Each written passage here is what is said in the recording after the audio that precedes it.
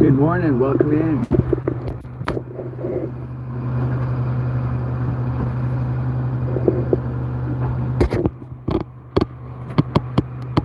Hey, good morning, Dave. Good morning, Dave. How's it going, bud? Pretty nice out here today for a halibut opener. It ain't blowing 40, so we're pretty grateful. Pick me up on the radio, Bill. Yeah, I got you. Gonna turn around out here, drift for a minute until we get ready to start trailing. Gear's all tied up and ready to roll over the rail here shortly. Yeah. It's the final countdown. Yeah, it's nice out here, Dave. It's supposed to get nicer. Today's supposed to be the worst day. It's pretty nice out here. I think it's supposed to pick up to the worst point about noon when we start pulling gear, and then it's going to lay down from there. My meter is showing signs of life, so. At least that's what the weatherman said yesterday. Yeah, we can see a lot of sign of life around this whole zone here. A lot of rockfish. There's a lot of fish. We like fish. Yellow eye. Fuck you. Yeah. I'm going back to bed. Every hook. I'm going back to bed. You guys set this. No. Come on. Good night, brother. You just ruined my day. 150 fathoms. Let's go see what's going on out here. Looks like gear's all tied up, ready to send.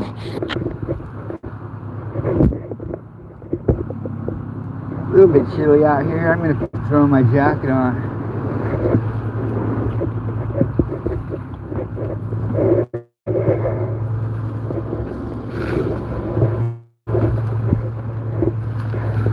Hot in the cabin, I was dying.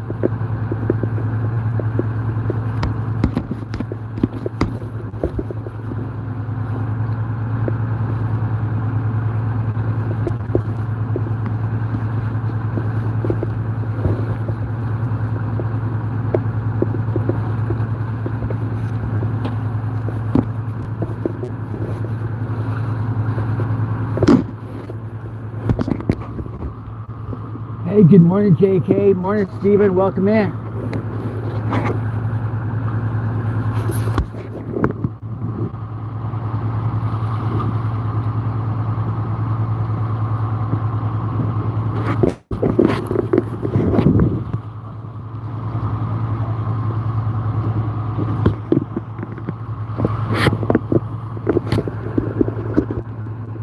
Like we got the 10-minute countdown.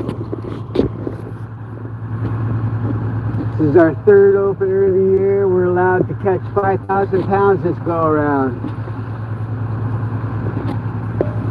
They usually give out the quotas based on the size of the boat. And this opener, every boat gets 5,000 pounds. Last two openers, we were allowed to get 2,000.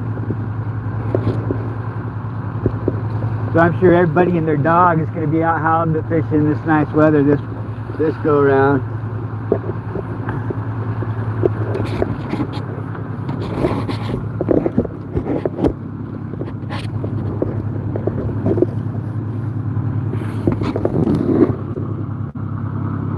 Yeah, we'll be setting 3 again, Steven. We got 12 tied into this one.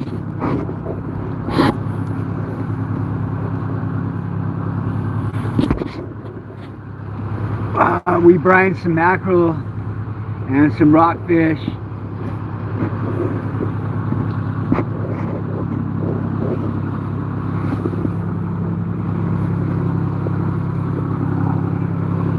Rockfish was catching good.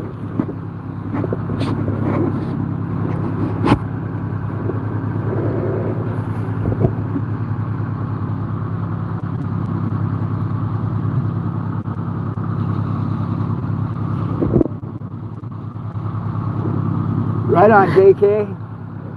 Yeah, I'm just gonna live stream setting the gear and then take a break from streaming, and I'll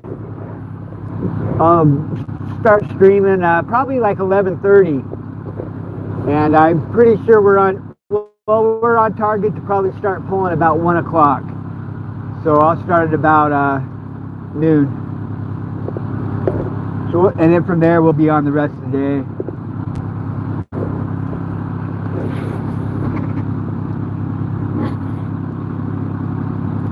Hey, morning, Bone Crusher. Welcome in, buddy. About to try and pierce some flatty lips here today. With they gave us 5,000 pound quota this go around, Bone Crusher. Every boat, no matter what size, gets 5,000 pounds. So I imagine this nice weather we're having, it's a bad day to be a flatfish out here.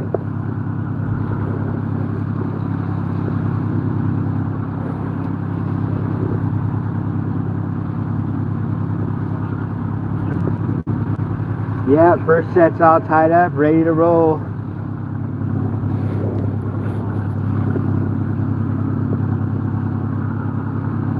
How's the connection? Looks good on my end.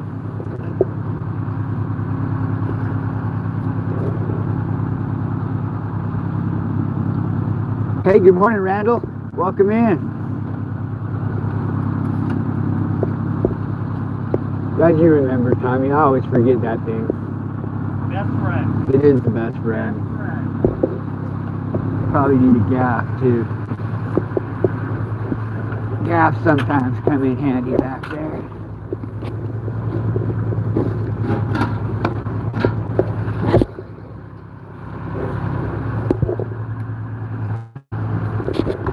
Second best friend.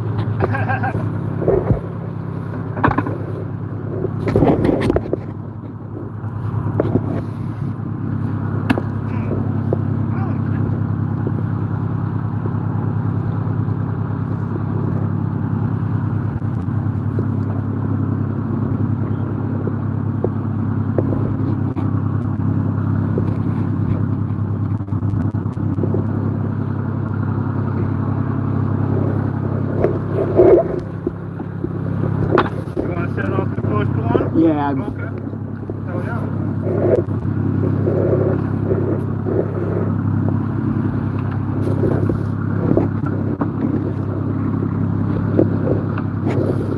There's albatross. First albatross I've seen this morning.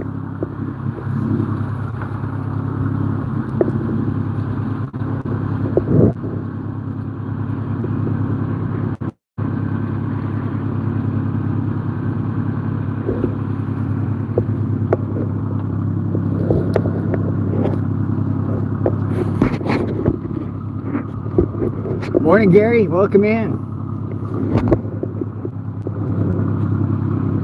Got some awesome weather for this trip.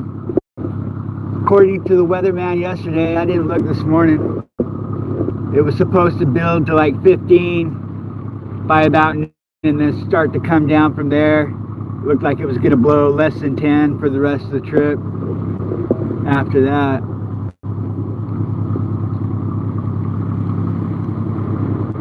Real nice near shore.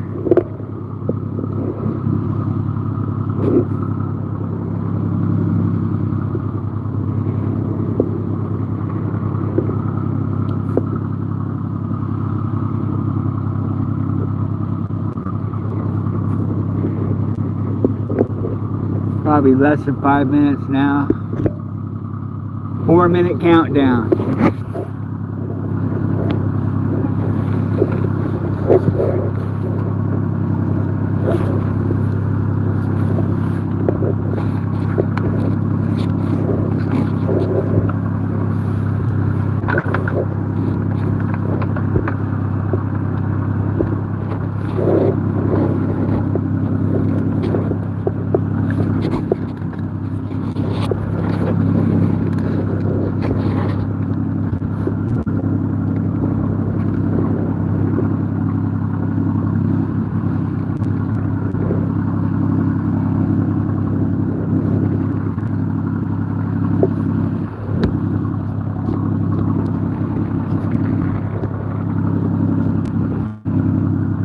Morning, Goat. Morning, Bouncer. Welcome in. Good to see you guys.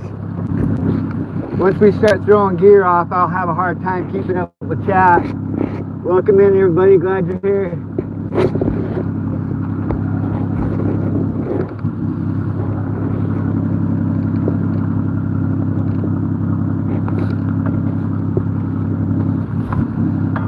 Won't be able to scroll back and see who I missed when I do get a chance to look at chat. And then the next set, Tommy will send, and I'll be able to keep up with chat better on that one.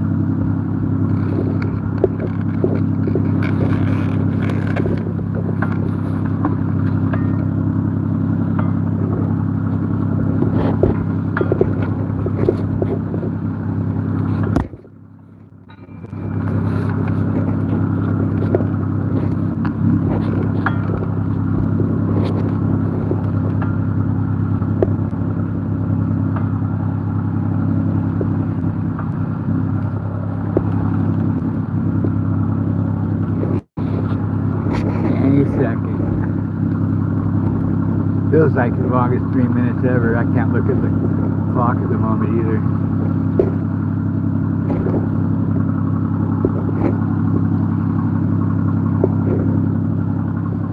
Sheba, welcome in.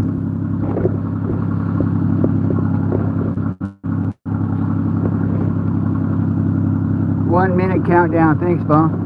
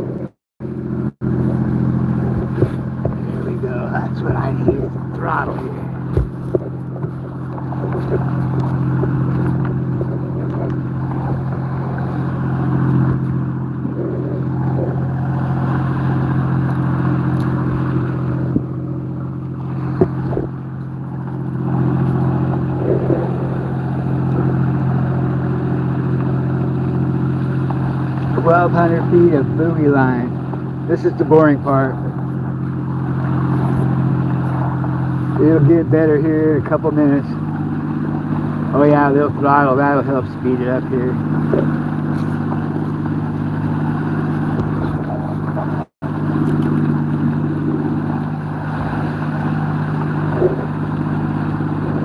Mama Cookie, welcome in.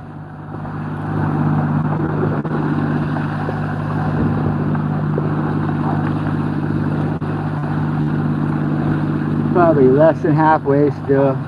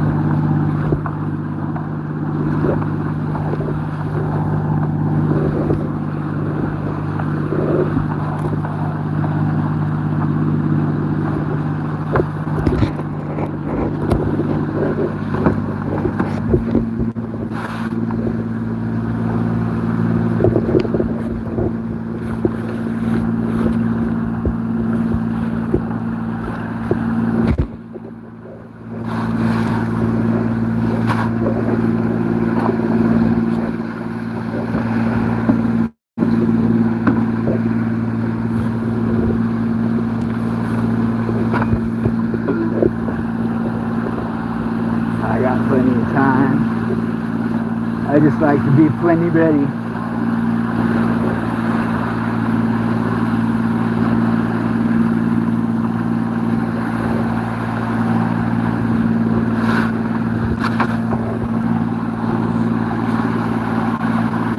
Getting close here. Anchor!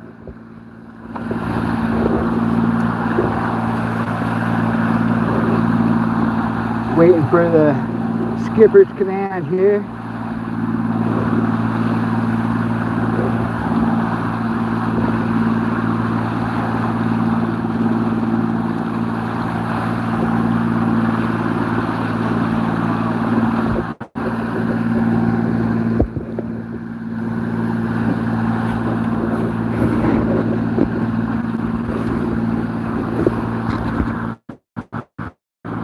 Using the anchor, just kind of wedging it, makes it easier on me to hold it. Using my knee.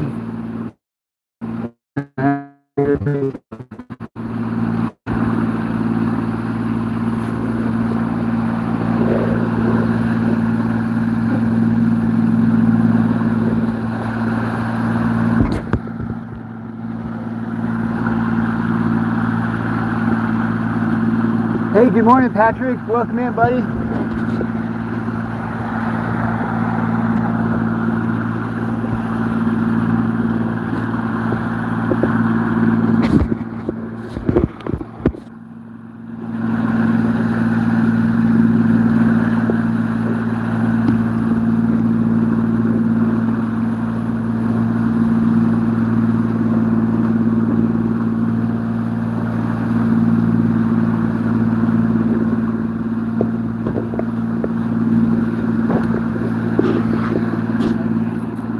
I'm all right.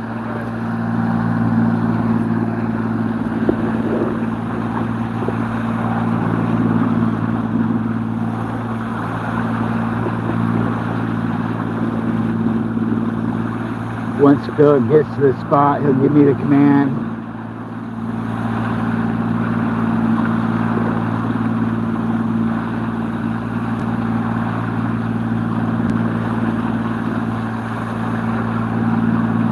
We got another quarter from boat we're working with. Both setting our gear at the same time to prevent entanglement.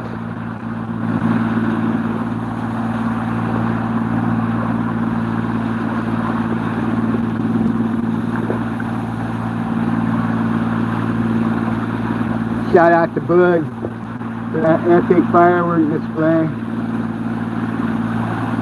Charlie Wallace.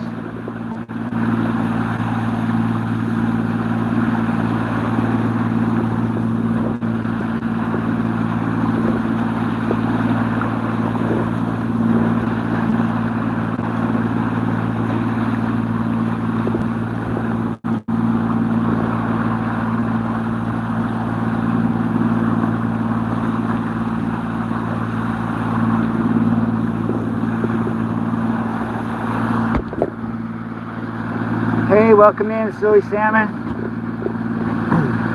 I threw the buoy line out, Patrick, and apparently we were a little ways away from the hole.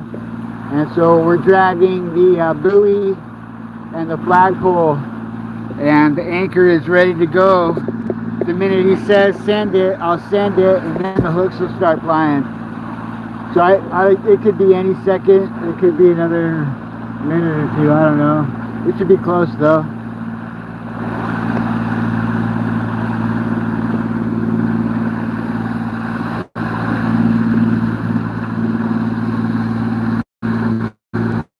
It's not too bad for me to hold it because I got the weight balanced on the anchor here and the handrails doing most of the work for me.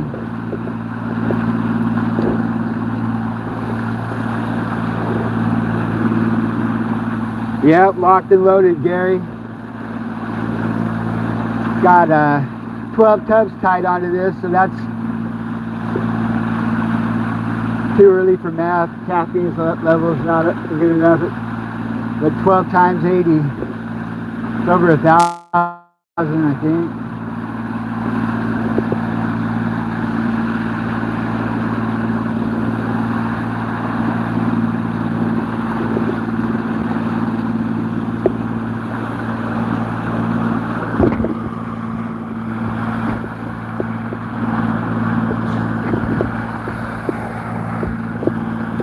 Morning, Tom.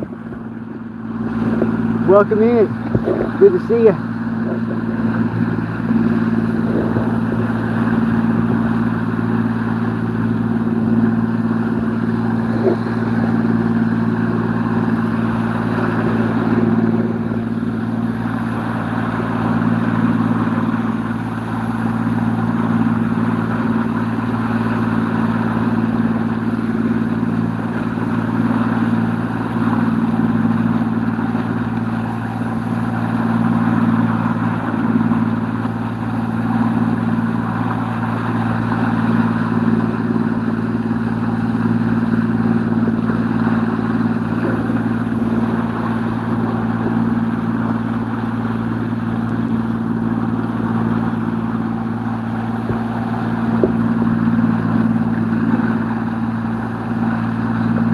You out there stripping, Bone?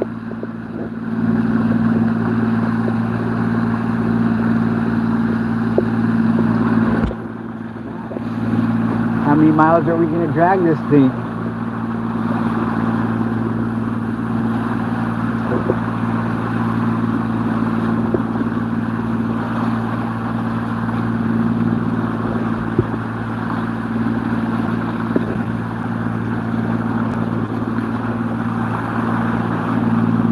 Nice, Bone. Make that cheddar. Here we go, sending it.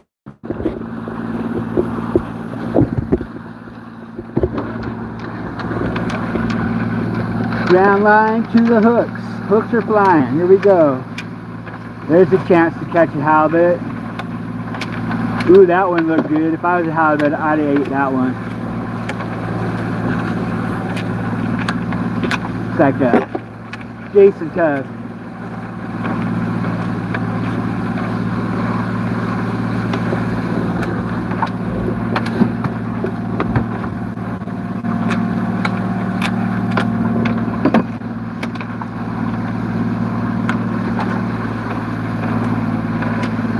About 50 hooks in the water already.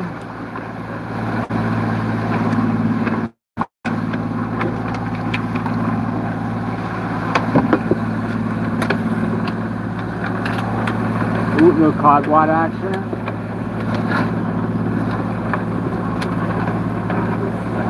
Gonna let it go. It's working out okay. That wasn't bad at all. Little tiny tangle.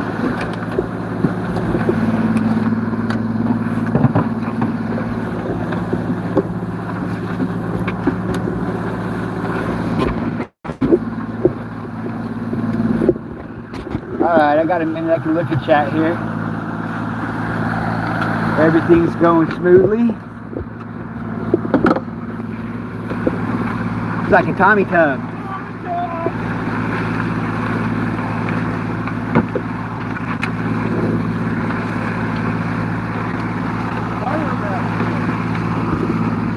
Go, Tommy, go!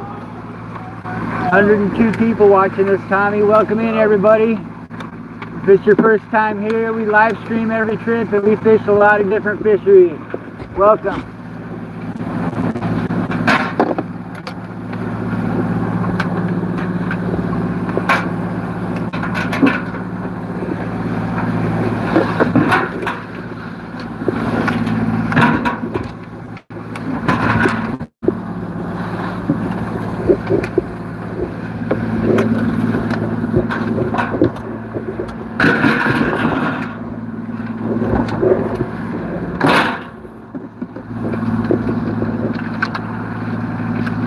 Like a Jason tub.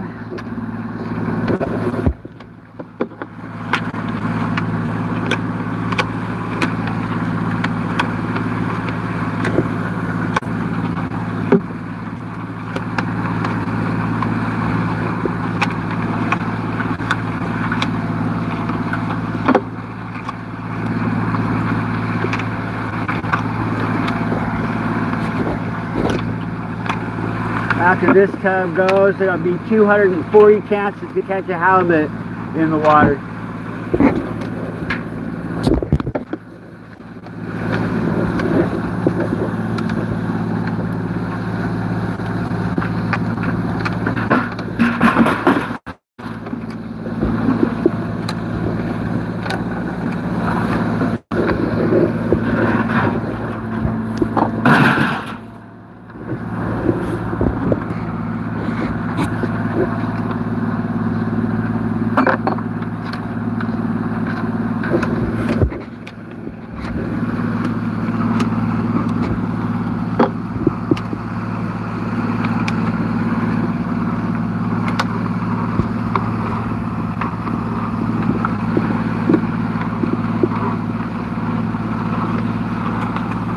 It is pretty work, isn't it, Gary? It's fun to watch go out.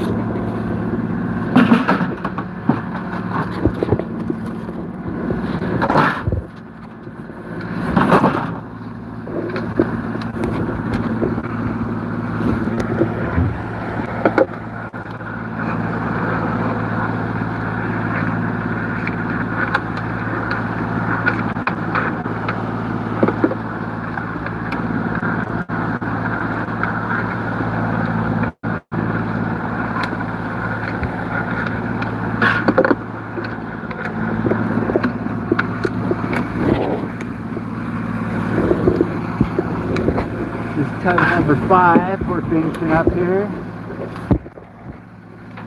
400 hooks in the water.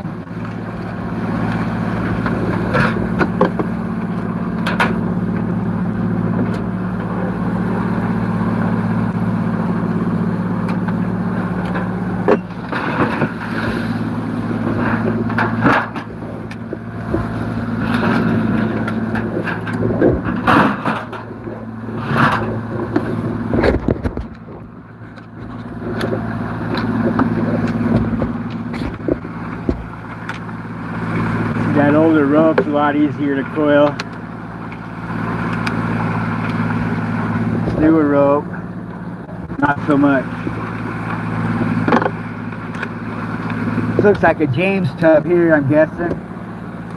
We had a little bit of help baiting the other day. Our buddy James.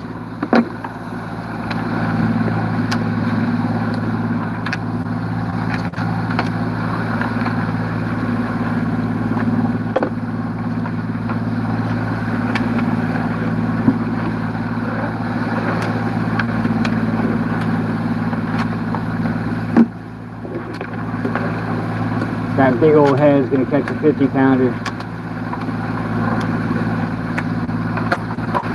55 dressed is our biggest fish of the season so far.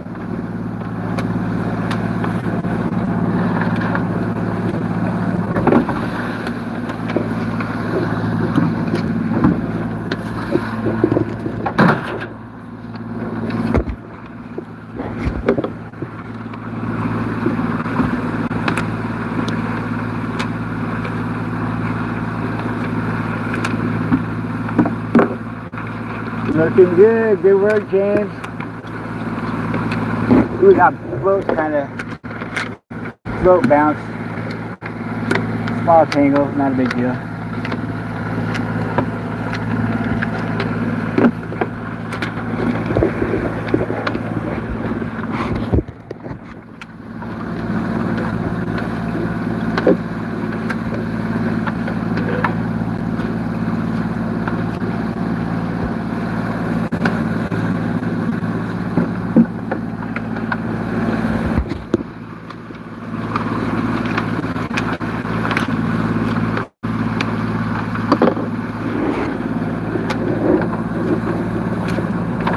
Ooh, that was kind of sketchy.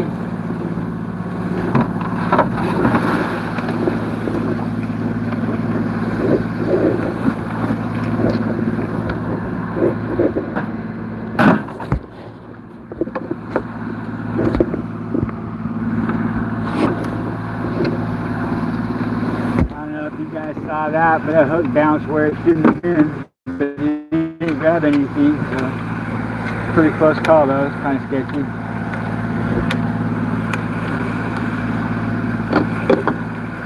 Usually when hooks do weird things, it's at the end of the tug you get ready to slide it out of the way and send your next one. That's probably the best chance you have of getting hooked in this spot. That's where I have my close calls.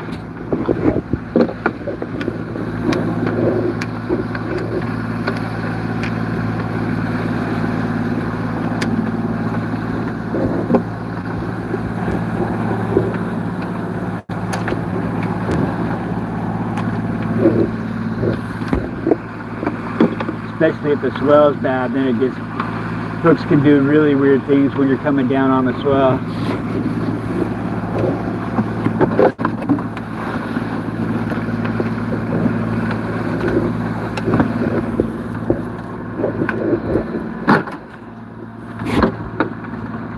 Tommy tub.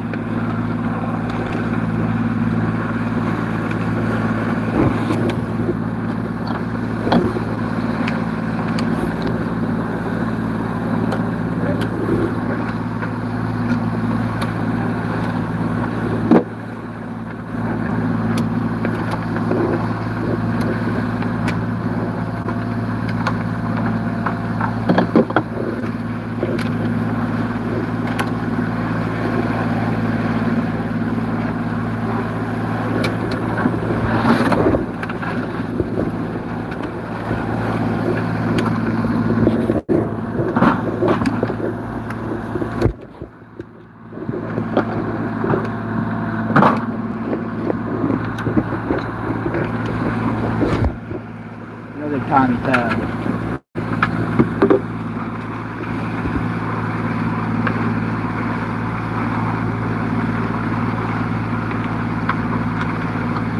Welcome in, Dee. Thank you. Uh-oh.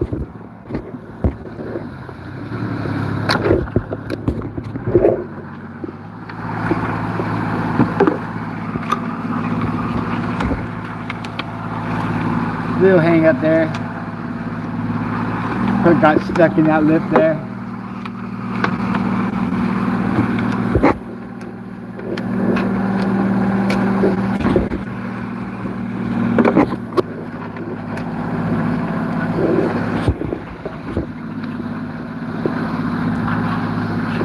Phil turned the throttle down without even looking up there because he's watching like a hawk back here. I love that.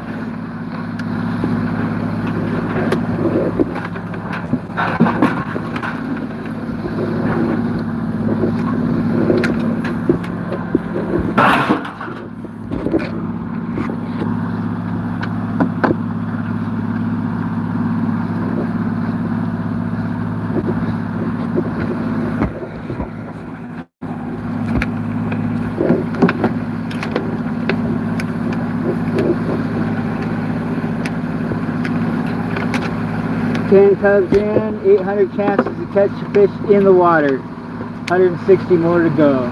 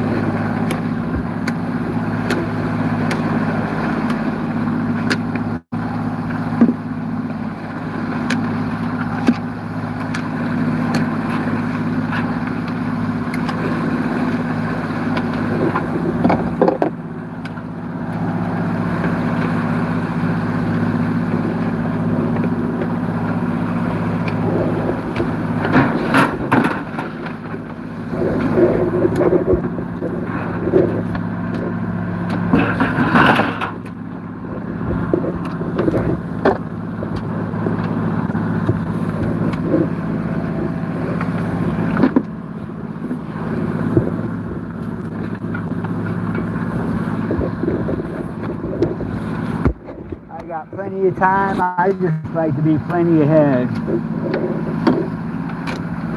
So once those hooks clear, that ground light will start to go. I'll flip this over the chute and then we'll be to the anchor. I'll pull it tight and send it.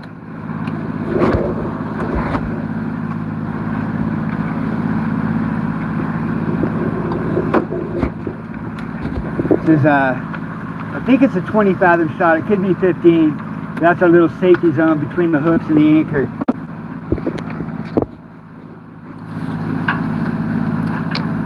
Have a moment to get your act together, but we're already ahead of the game, so we're looking good.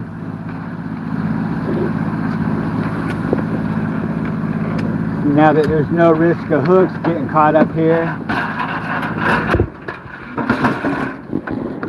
can slide this over. I got plenty of time to get the anchor ready here, so looking good. To the anchor, pulling it tight, sending it.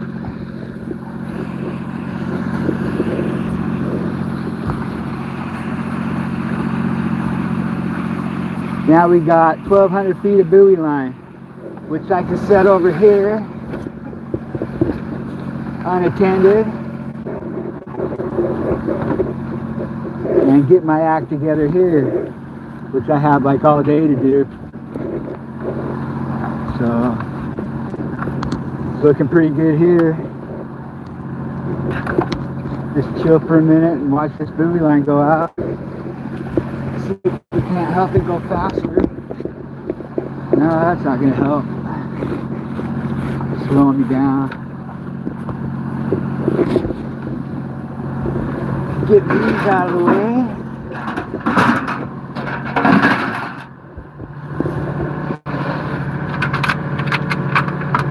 Got our next set coming out here.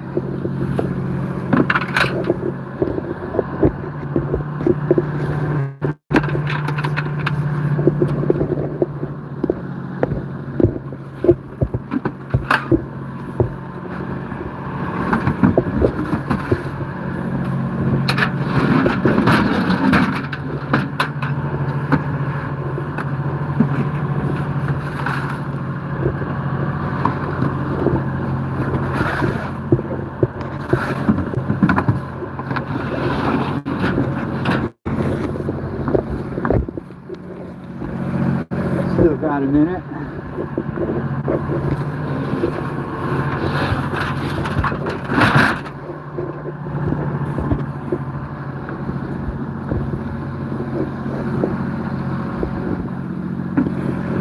Looks like we're getting close here.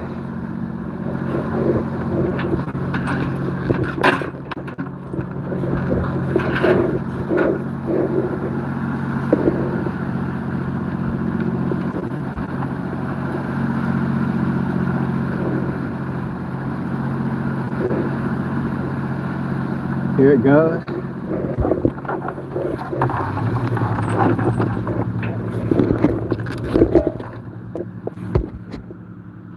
And bam, 1,160 hooks are fishing.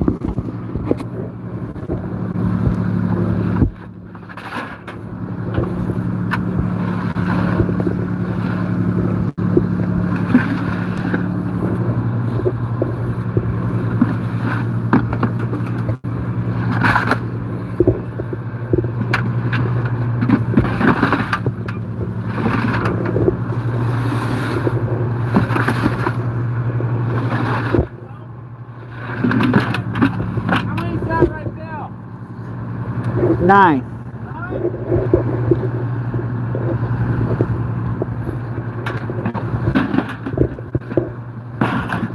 I got 2 more here, so we just need.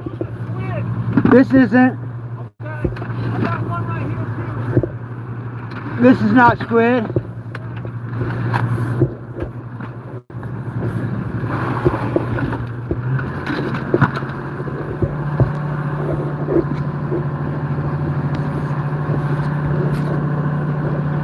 This is 10.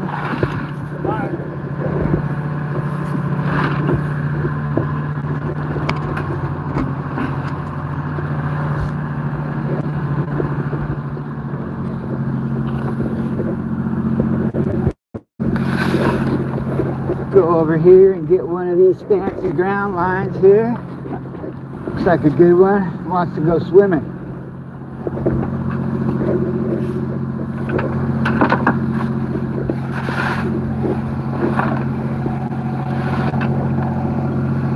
Welcome in, everybody.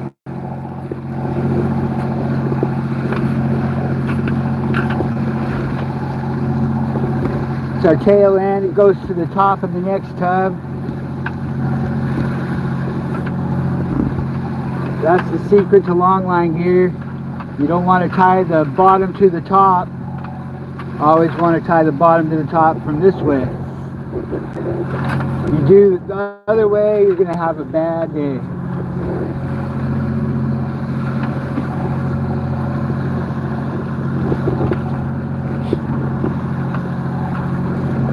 Another thing to look for is always make sure your handles are clear. That can lead to a bad day too. You have a rope going through your handles still.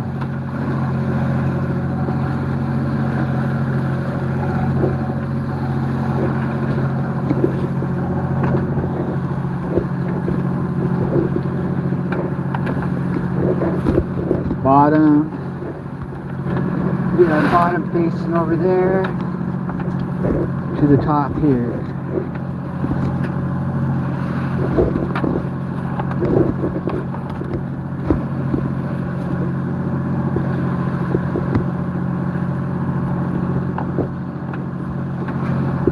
Your cat's paw knot, no matter how tight you pull it, you can wiggle that loose there.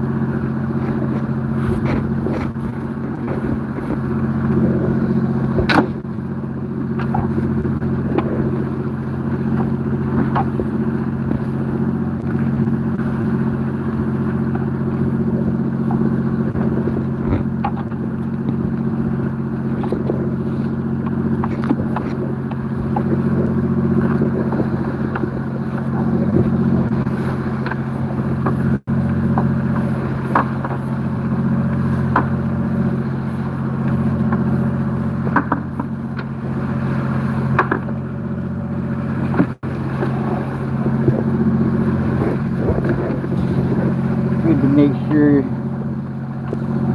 your ground line's not tangled up. It's the line leads that'll get you.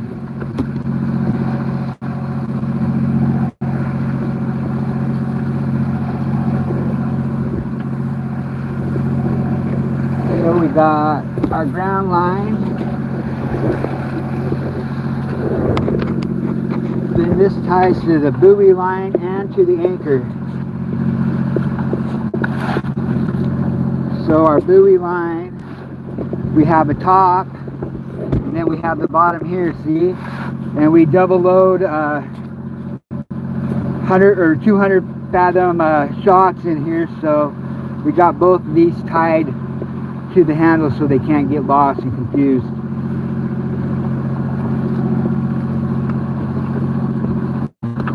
Because they were sitting underneath that last buoy line set.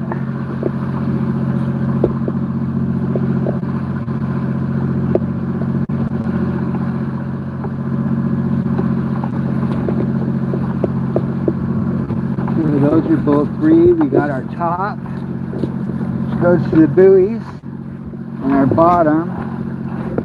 Pull up a little slack out of there.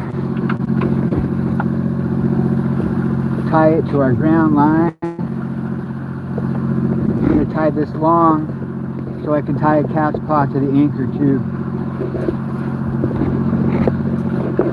I have a long tail.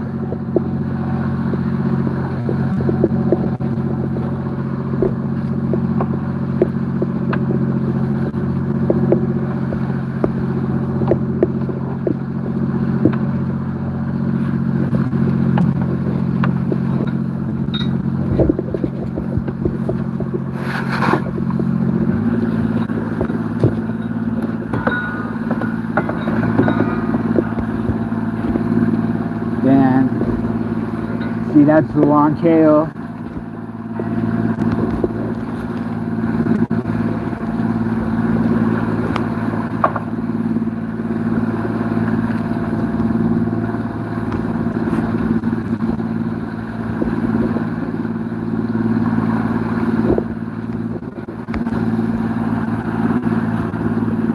The anchor's connected to the tail. And the ropes are connected there. So now we need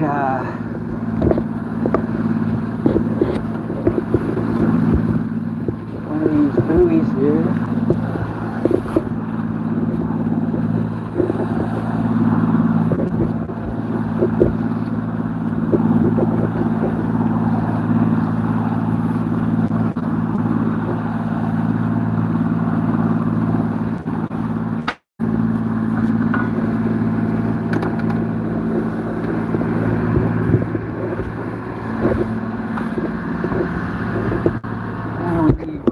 Awesome trailer ropes there.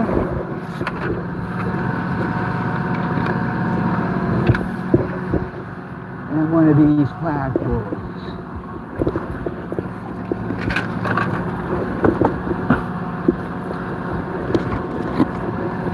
I'm a nice guy, so I'm going to give Tommy his flagpole. Here you go, Tommy.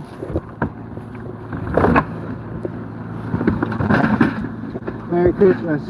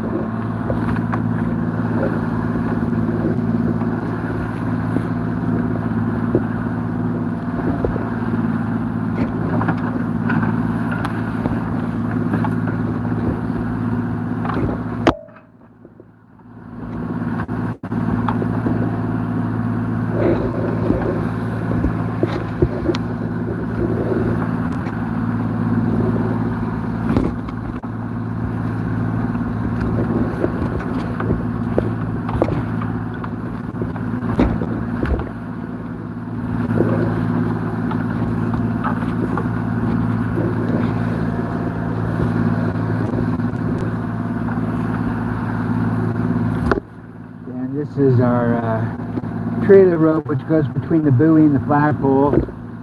So we're connecting that to our buoy line now. I'm going to do the same thing I did with the anchor and tie a long trailer so I can tie that around the buoy.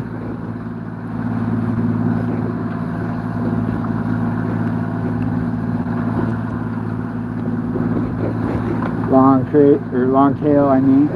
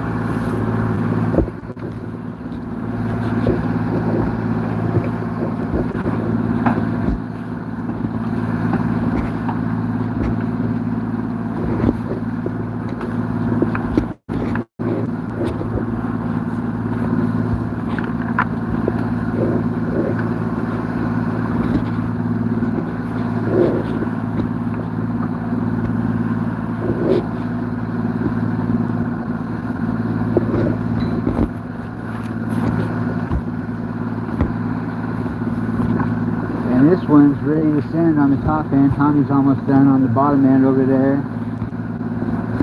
And Tommy's going to send this one.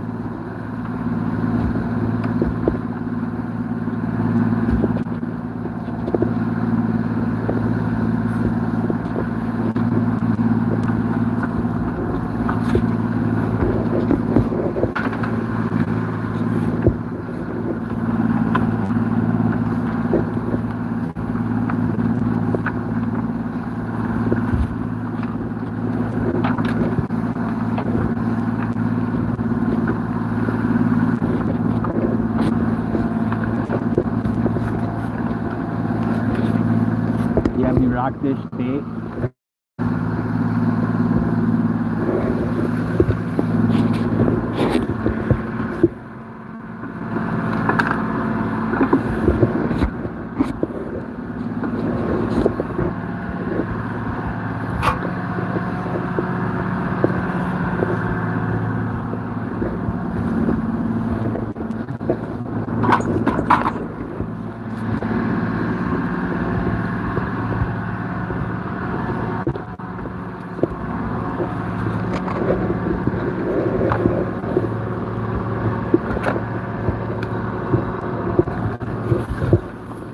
Sorry about having to hold that one so long. Oh, no worries, bro. It wasn't a big deal. I had it wedged.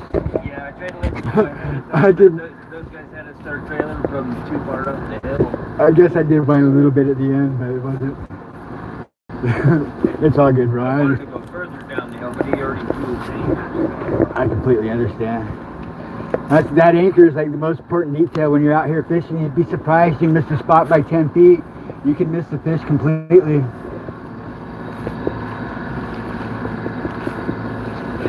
Right here, we went over a fucking high spot. Right here, right there, we went over a rock pile. And right here, there wasn't a rock pile. And we are just starting to hit the edge of a little rock pile right here.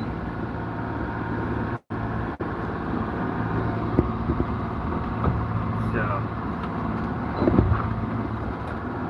just a little gravel pile right there, a little rock pile right there. Are those canaries or boccaccios? That's the question.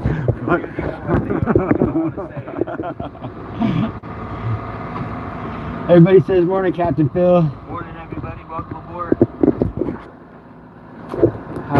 I'm way behind on shit here, but everything's working good. The connection good on you guys' end out there.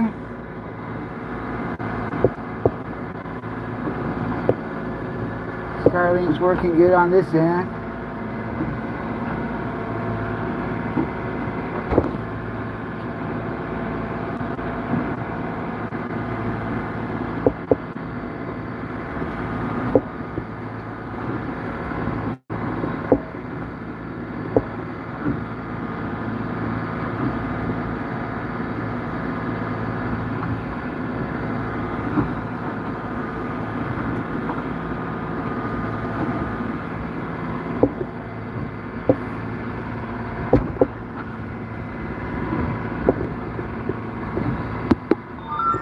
Probably get me news here because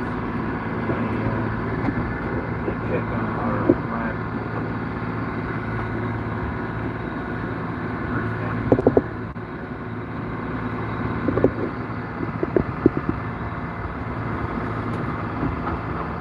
Right on, Dan. Thanks for the feedback. For some reason, my tablet's not picking it up. My phone says I'm connected to it. I don't know. Hey, good morning, Shannon. Victory burgers for the ride home, Shannon's calling. Yeah, we did. We brought the burgers. I like the idea of Victory burgers.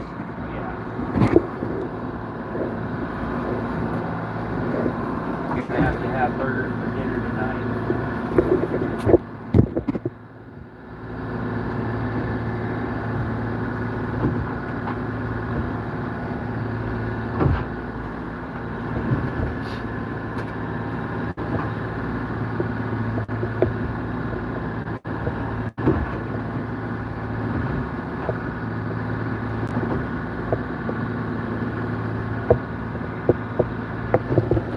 Yeah, for some reason my tablet's not picking up on the link.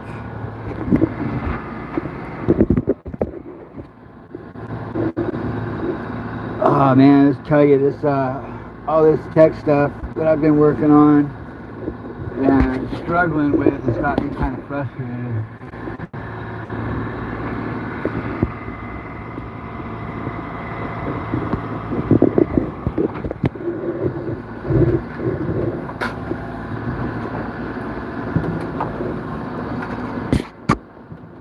Bill says we're probably a minute out here.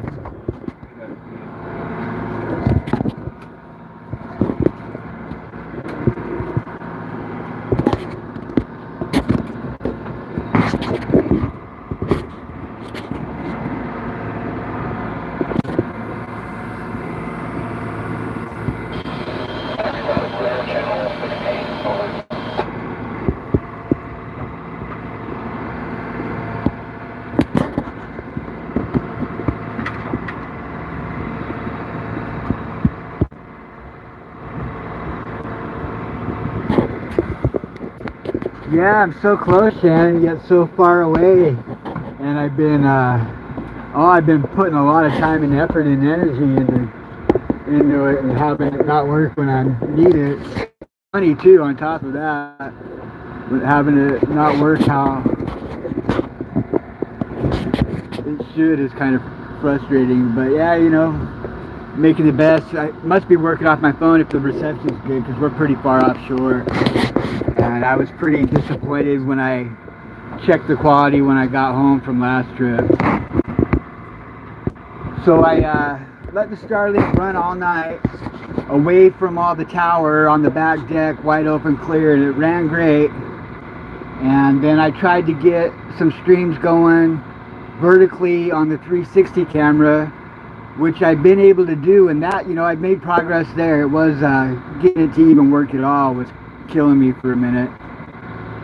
And but the streams weren't working good. They're really choppy. It's like it's taking a picture every half a second, and the audio too.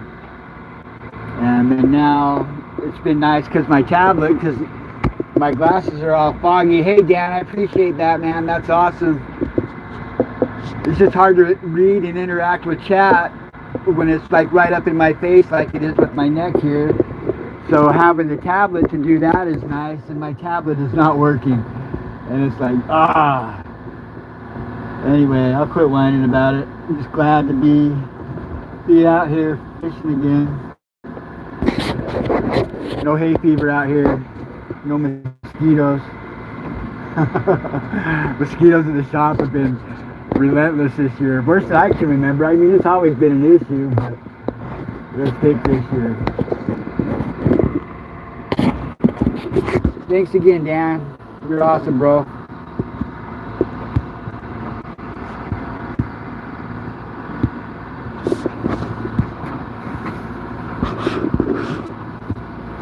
Give that a big old heart.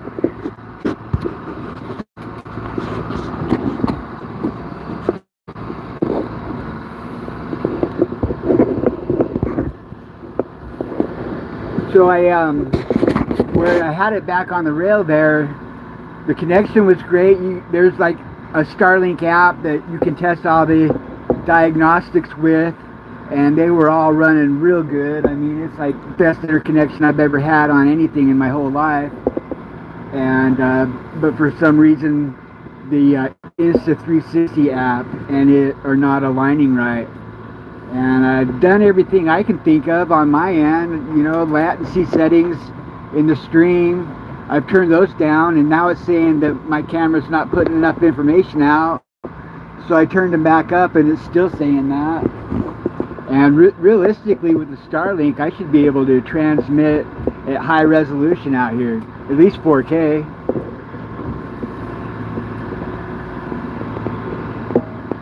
$8K would probably bog it out, but I'm not even trying to do anything more than 1080 out here. This set that I already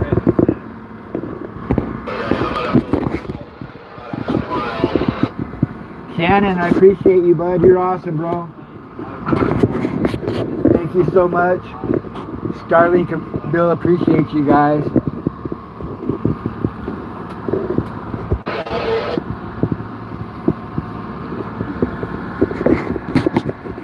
Very much.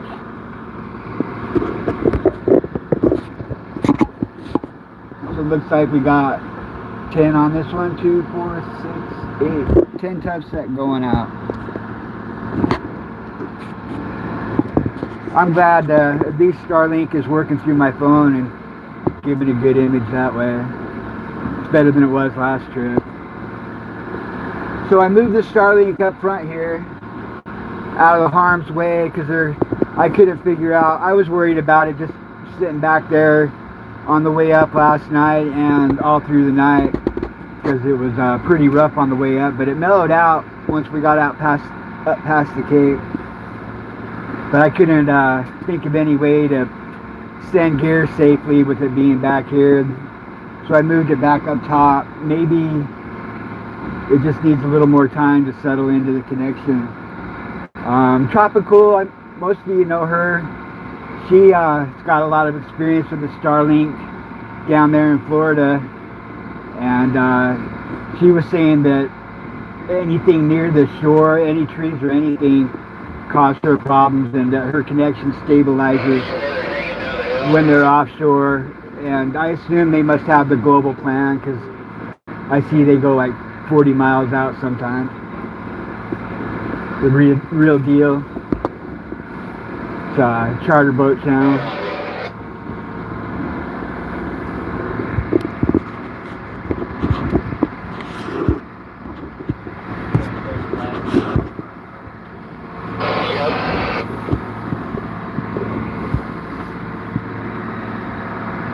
Babu, welcome in.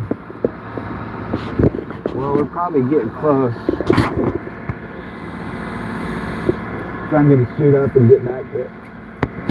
We're getting close there, Phil?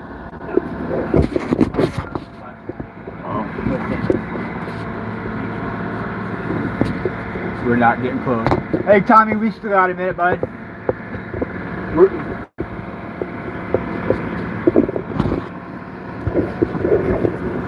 Phil says we're not even getting close yet. Tommy's ready. He's ready to send it. Just dying to send it back there. Phil, he's hungry for sending.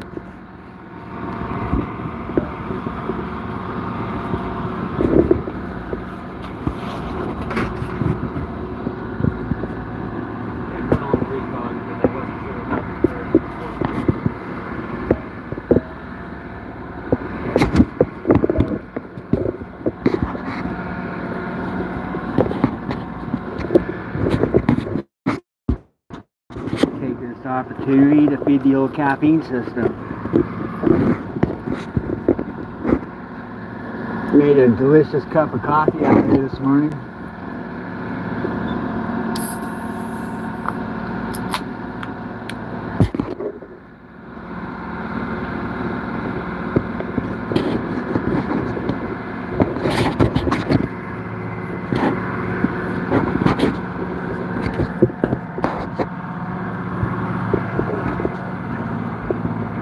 Yeah, so I had my Starlink mounted back here for the trip up and all night, and it was working great this morning. I didn't try and do any 360 streams or anything, but my diagnostics were working great. And I moved it up here, which I can see.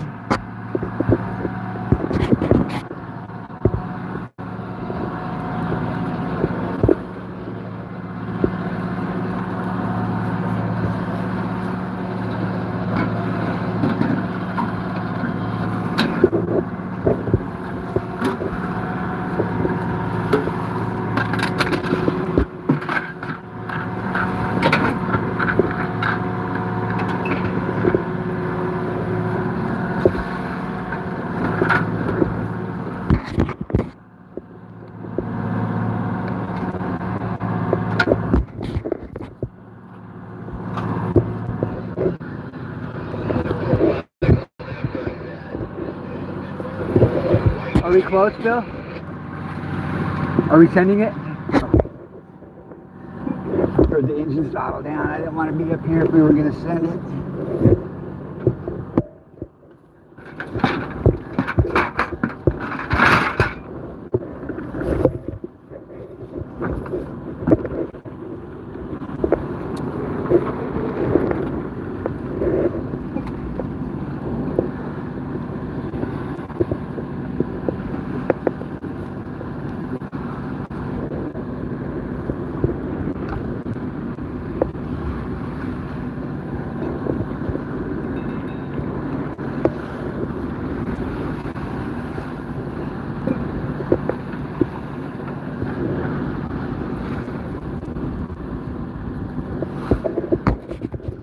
that helps.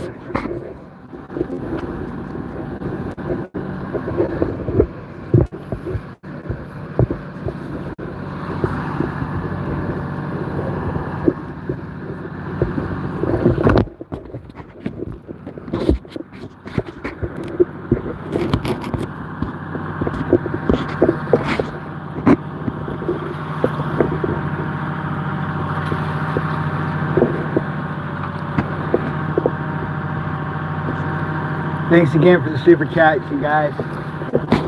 Appreciate that.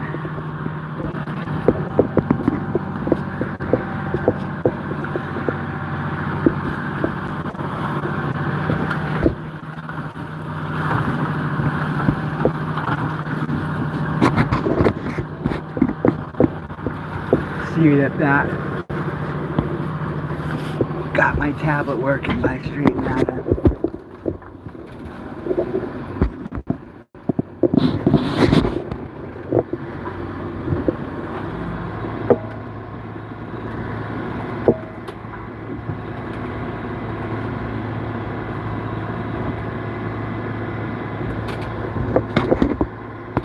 Not yet.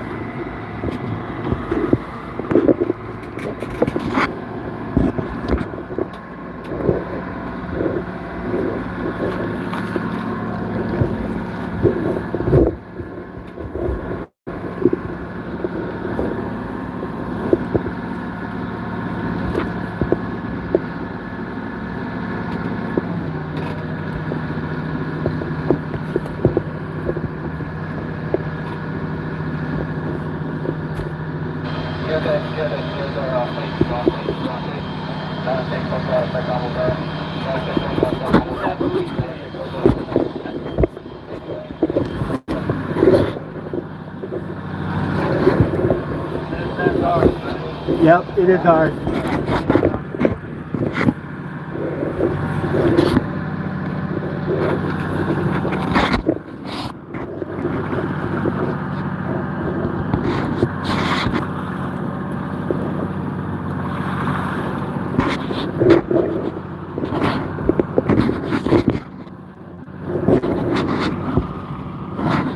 Says the buoy's drifting way off the marks.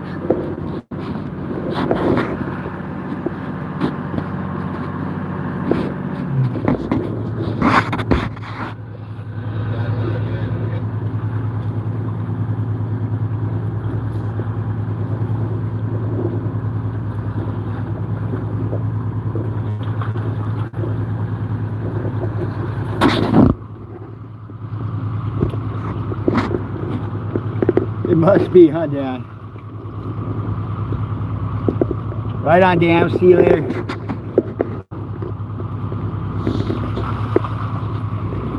Hey, good morning, Skeeter. Welcome in. We just sent one set over, a 12 tub set. We've got a 10 tub set tied together.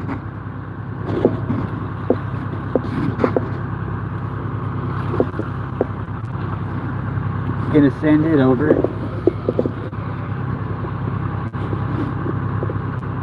Bill wanted to get it dialed in on a flagpole, and he did, and it's drifted. So now we're just kind of waiting on that.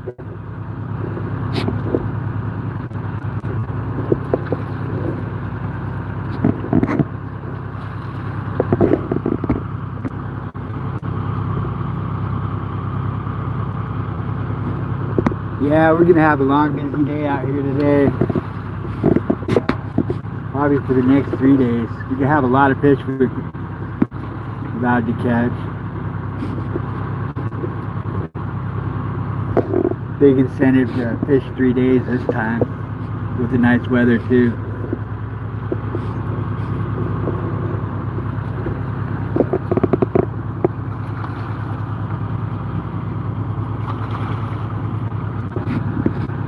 Yep, 800 more going. I think we sent 1,000 or 1,160 over the first time. And just under 2,000 hooks in the water.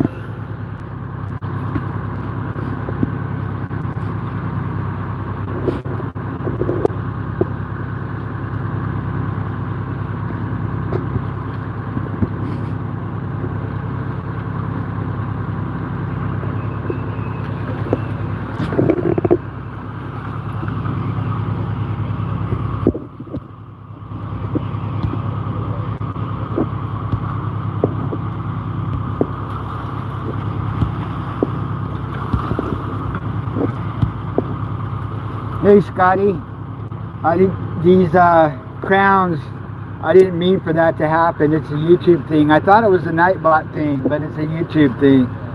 I thought it was like an add-on like the Nightbot, but YouTube found its way to give them to me, and I don't know how to get rid of them, so we're stuck with the crowns, I guess. Thanks, YouTube.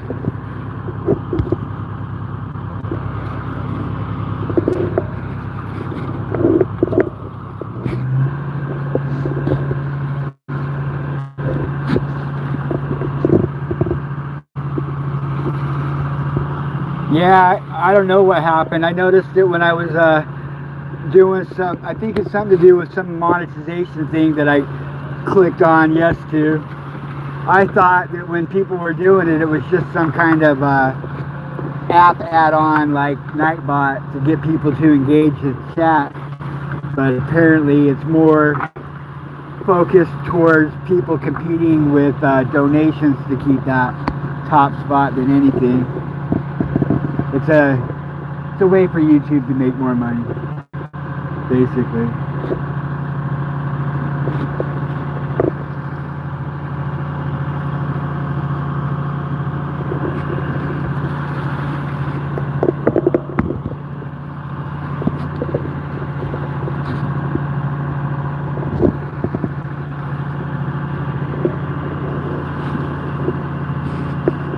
Nice, Scotty. Been around them long enough to where we just block them out now. I find they don't bug me as much as they used to either. When they were new, I thought they were really annoying.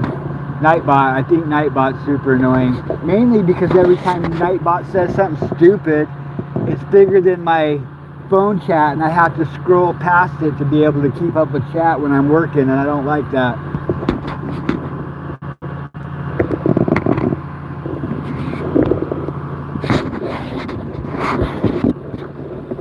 So I'm anti-Nightbot.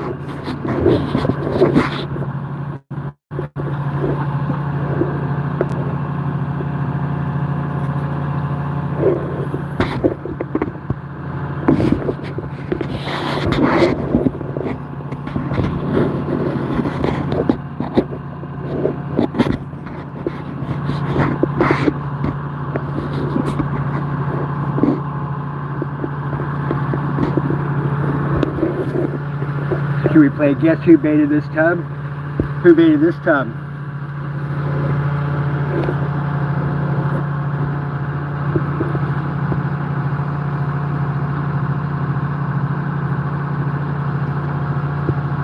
Nice, Patrick, getting her done. Tommy Tub, right? You guys guessed correctly. These guys know Tommy. How about this tub? Who baited that one?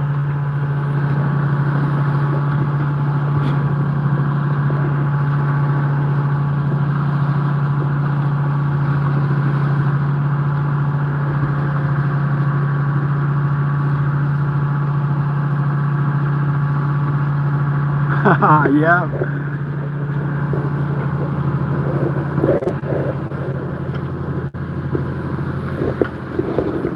And how about that one? Who baited that one?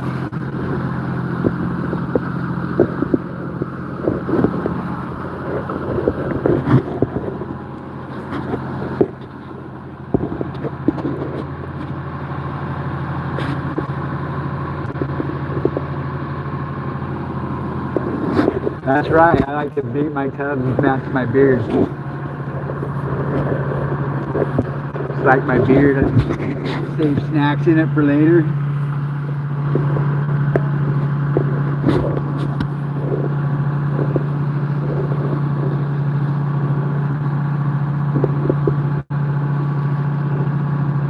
That last tub was a James tub. No field tubs in here. No field tubs.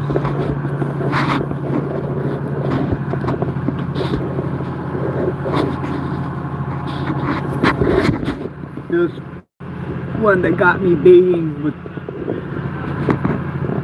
mile and a half, you say? Copy that, Tommy. Mile and a half. Mile and a half to go. So yeah, anyway, Bill the one that I learned this from. Have all your floats on one side.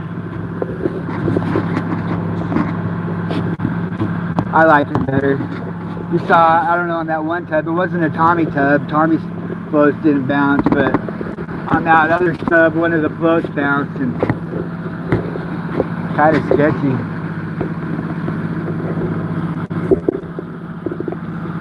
Appreciate it, Dinovic. Welcome to the channel.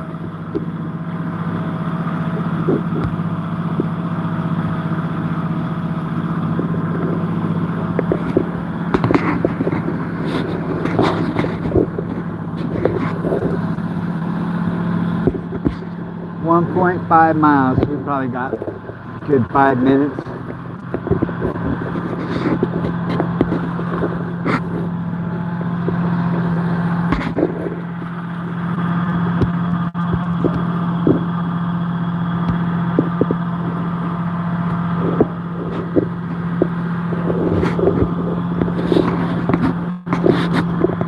We brought the albatross deflector this trip,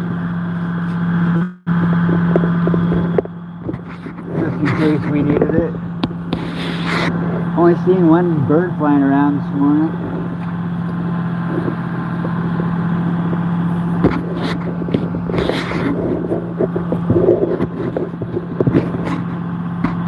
I remember gaff cam this trip.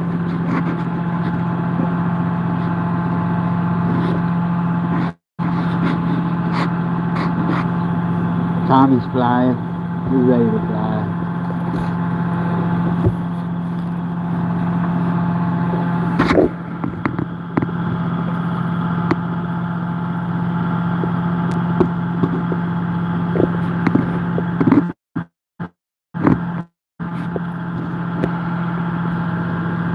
Right on, Dinovic.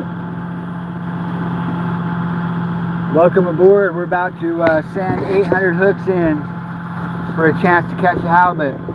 800 chances.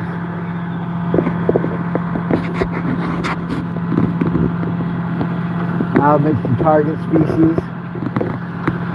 We're going to catch some black cod, some rockfish, and some lingcod as our bycatch.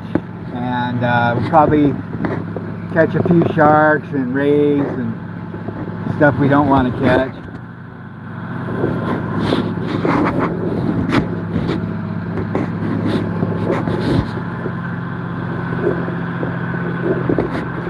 Caught a Chinook salmon on the long line one time.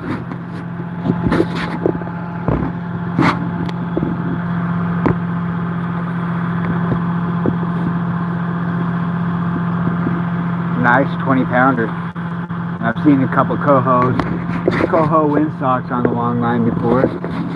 Not very often though. It's only 2 different times. One time I saw the coho on the same set. They were real close to each other. Both got windsocks, and then the other time the Chinook. It was a nice 20-pounder, good shape.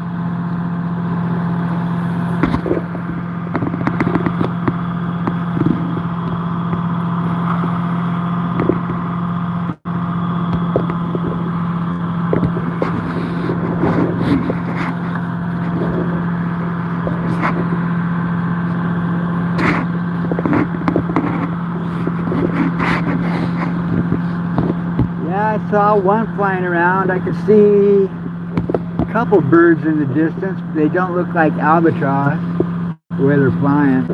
Seen one though this morning. I like seeing the albatross around when we're fishing. It's usually better fishing if you don't see any albatross around. Fishing's usually not that good. I've never seen one get hooked either. But I'm good with trying to protect the albatross. They're cool birds. I wish the seagulls would. Never mind.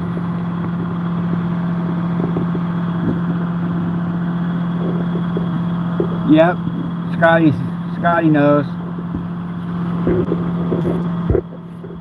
Might have to go to the bottom.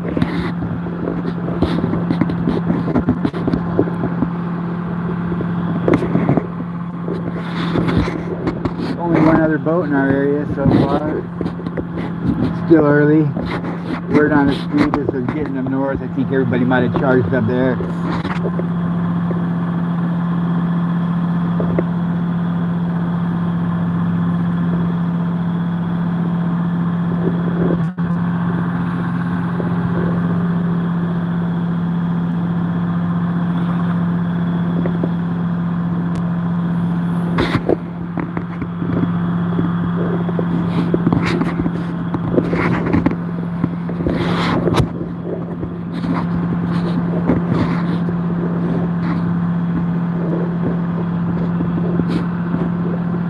Did you get more totes this week, Phil?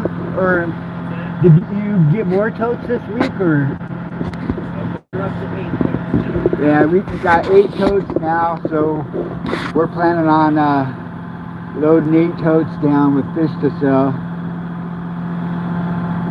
Our market's going to be going Friday and Saturday again. 10 a.m. to 6, I think it's scheduled for, but if you got there a little early, I'm sure we would accommodate you.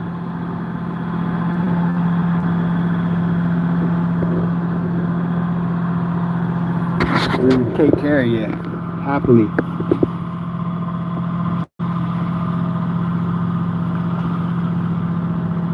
Yeah, that's a monster fish, especially on a spear gun.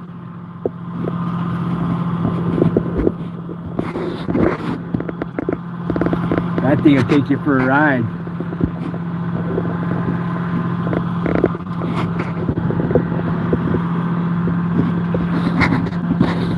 Probably have to get that one with the good shot.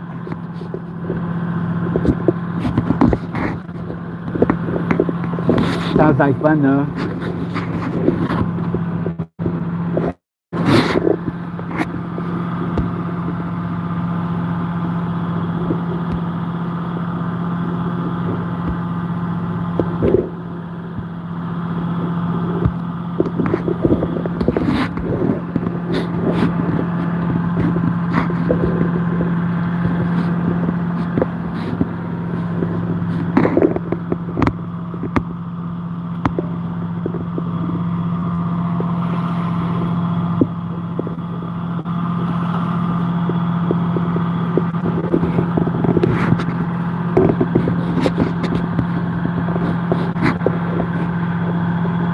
Yeah, back in the day, we used to have 8 hours to do this.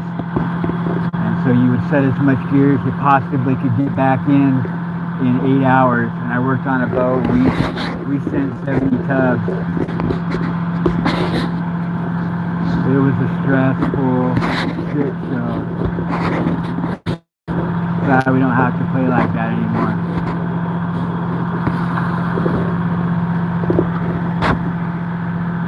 Hey, welcome to the channel, Galen. We are fishing for halibut as our main target here. But we're catching lingcod, black cod, and rockfish, deep water reds. They are our bycatch target species.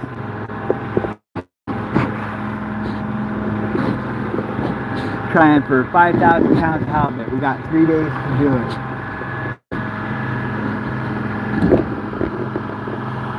Yeah, he's ready. He's been wanting to throw that thing off the boat for a while.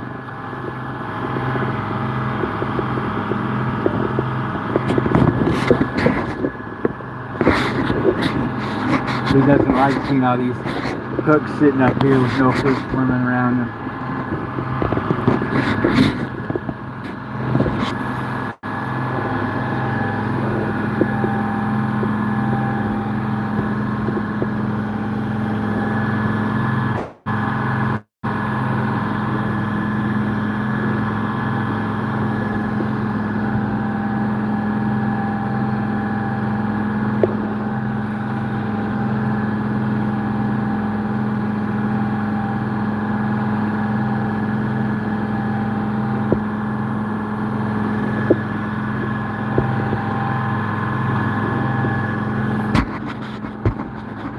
proceed, baby. My tablet's working now.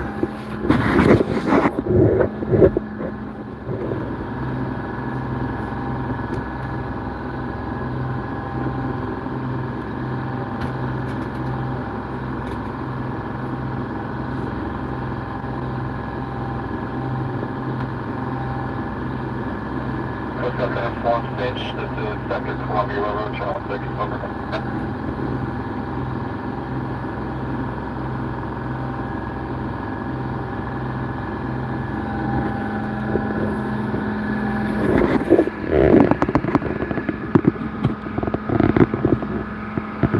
No luck on the old internet for my tablet.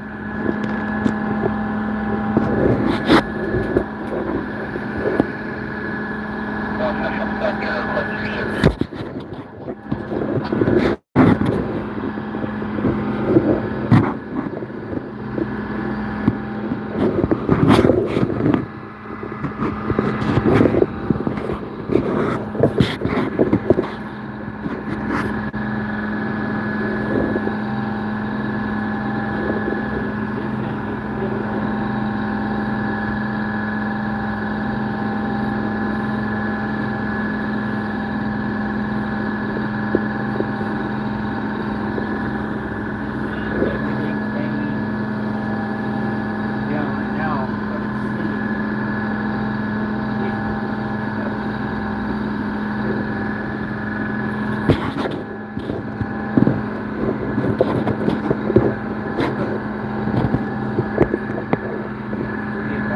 Platform here, send it down. I don't know. Look, maybe we should just go to the other end, but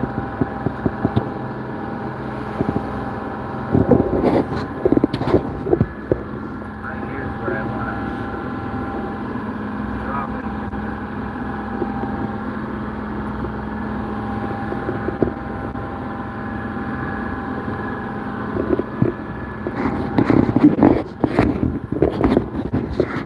Tommy can. Tommy!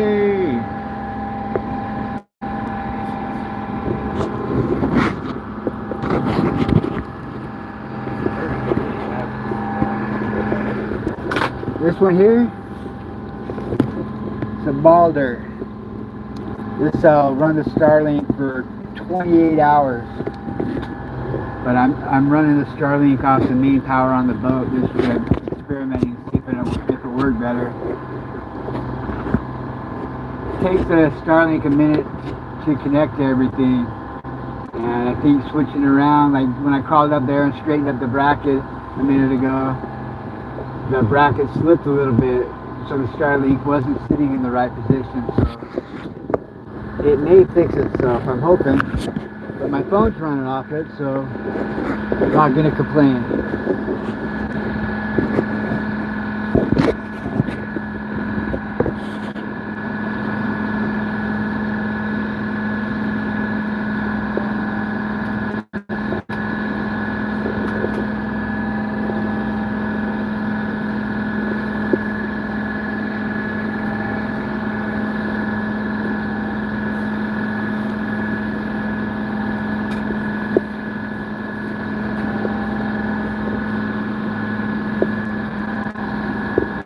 Yeah, Starlink's kind of a pain.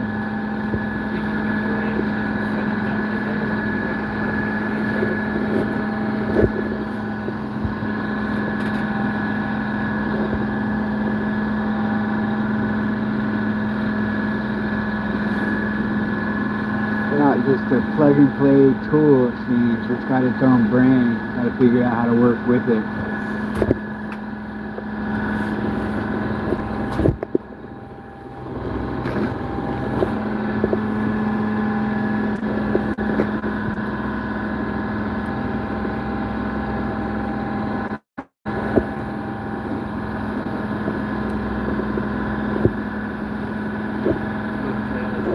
Trail it, Tommy. Send it.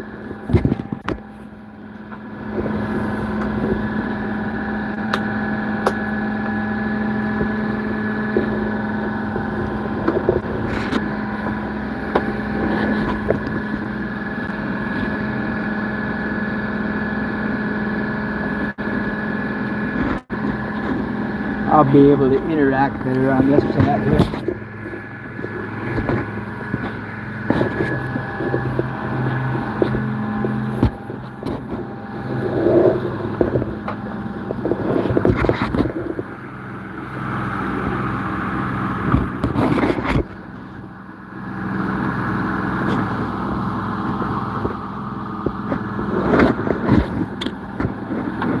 Right on, Dan.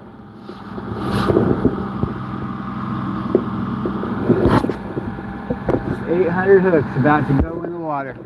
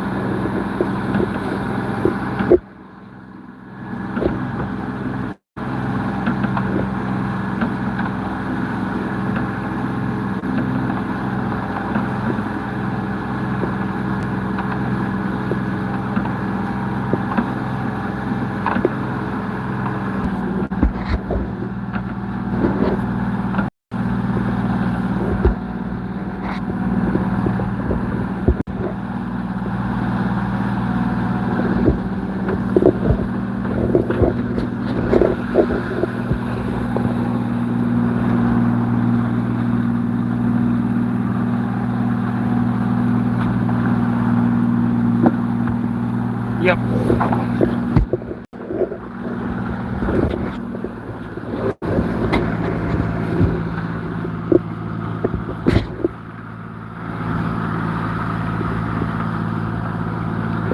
Later, bouncer.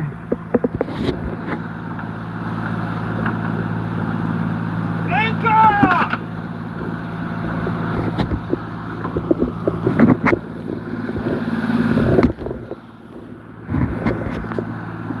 Yep.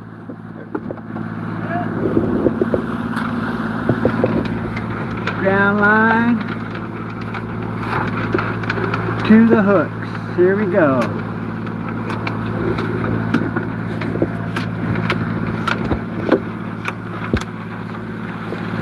Watch those floats, Tommy. They took weird bounce on that last tub. Yeah, no, I don't like it. That float looks sketchy as hell. Yeah. Yeah, no, I don't like this thing.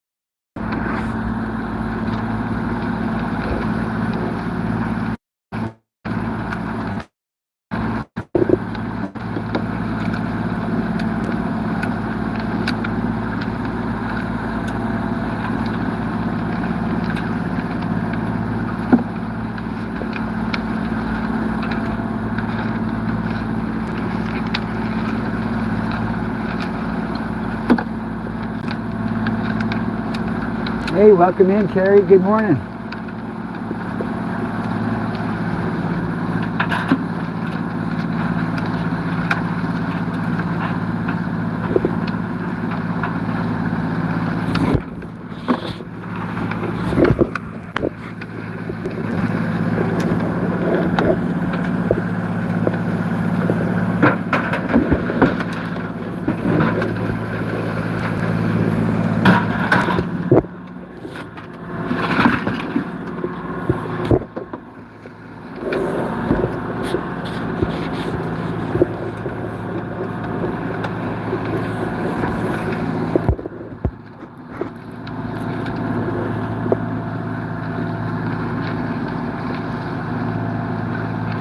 The last 3 tubs on a 10 tub set. We set 12 tubs at 8 o'clock. We started going over the rail. And we got one more set we're going to do after this. And then we'll start pulling gear about 1 o'clock.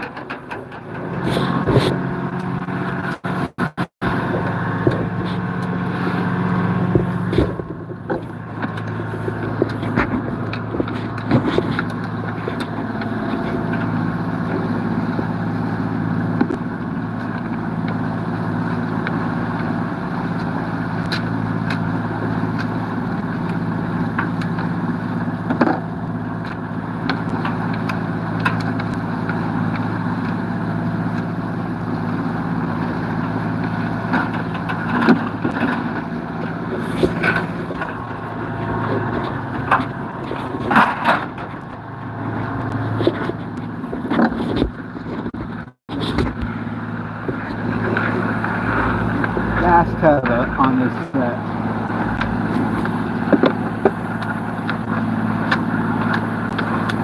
$80 hooks per tub, 800 hooks on this set.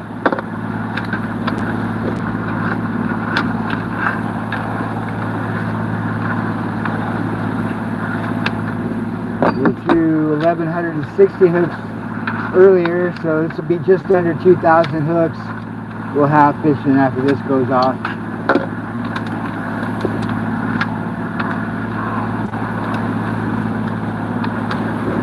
Nice, Gary.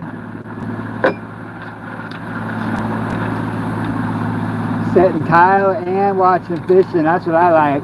I like to have live streams going whenever I'm working. It's fun.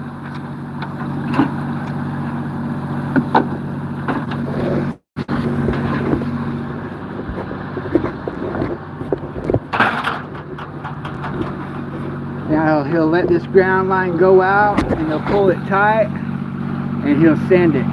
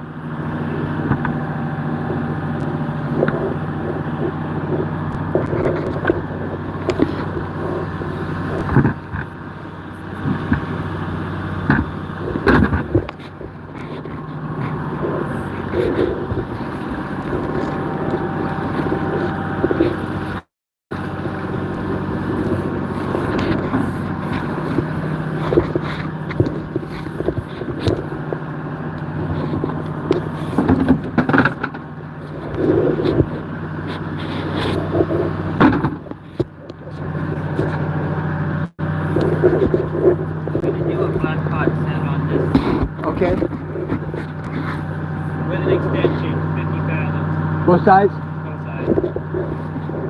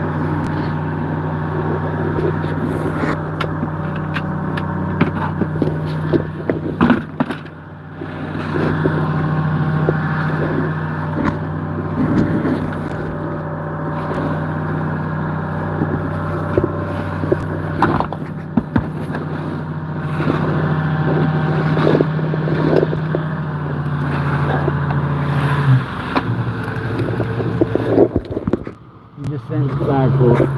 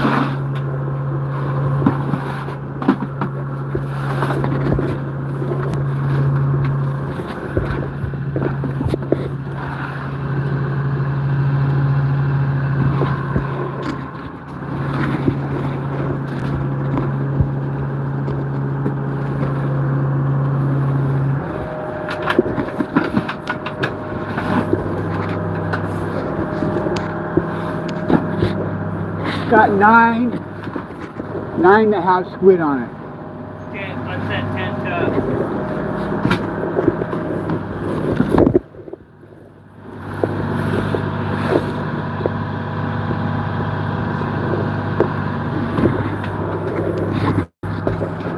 Other 10 have set.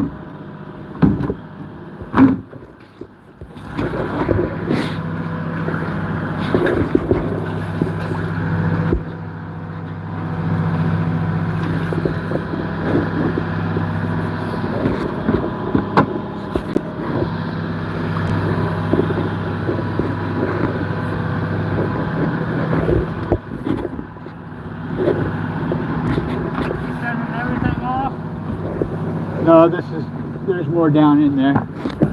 But this is what he wants. Hey Tommy? Yeah. Can you I just need to get this back there.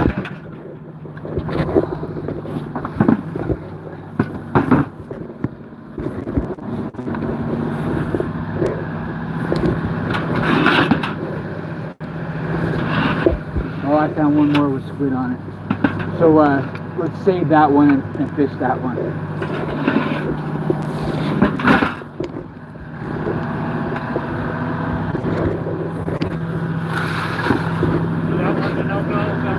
Yeah, we'll send this one instead.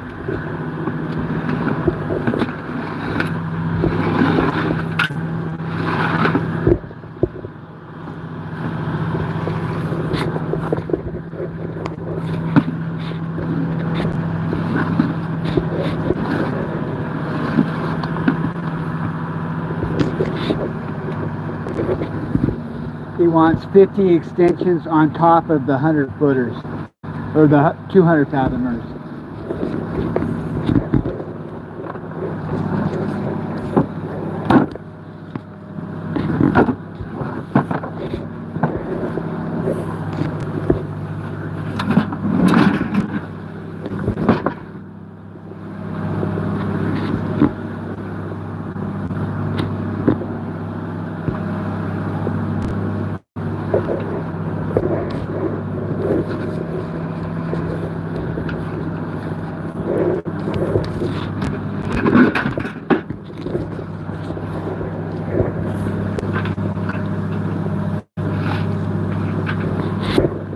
Hey Phil,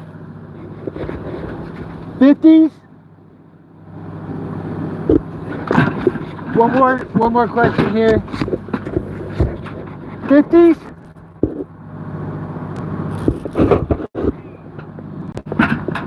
It's one.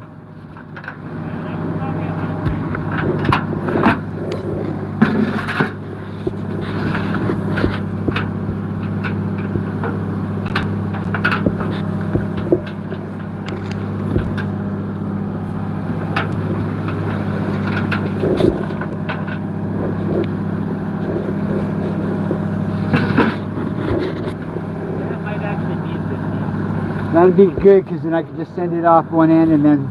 Yeah, I think. Oh yeah, that's a 50 there. I'll just send those. Yeah. Those triple braid on top help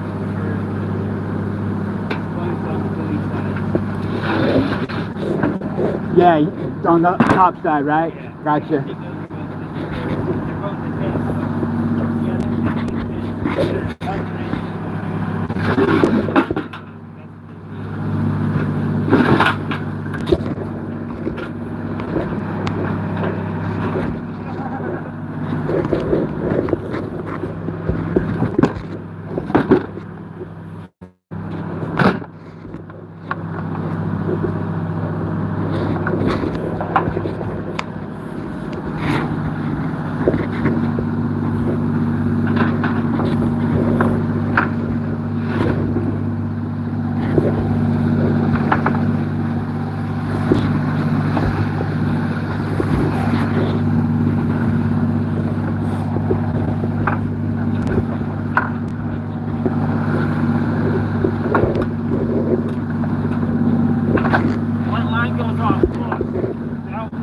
That's the top to the buoy. Yep.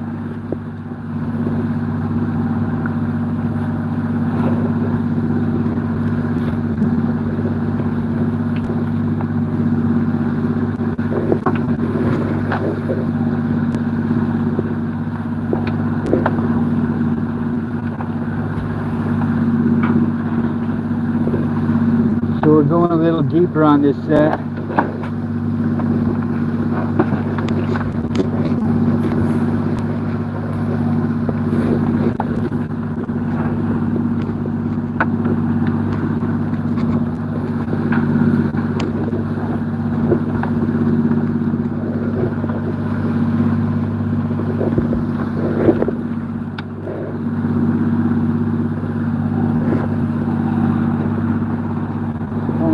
It's easier to have the ocean help you.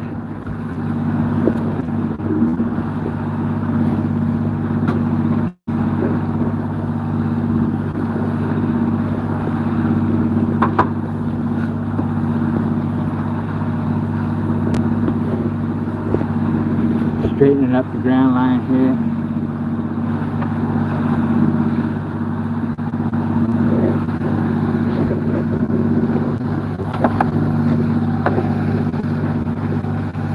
top of tub to ground line.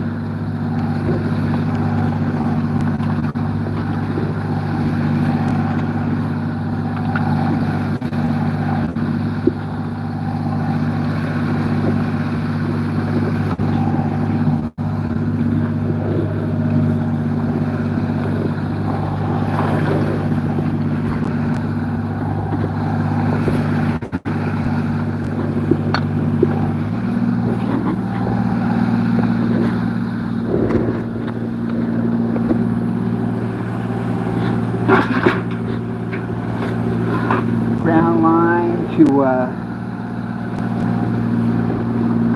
200 fathom shot of buoy line. That's the top, that's the bottom. Bottom's the anchor side. So we'll tie this to our ground line here. And I'm leaving a long tail on my cat's paw knot here.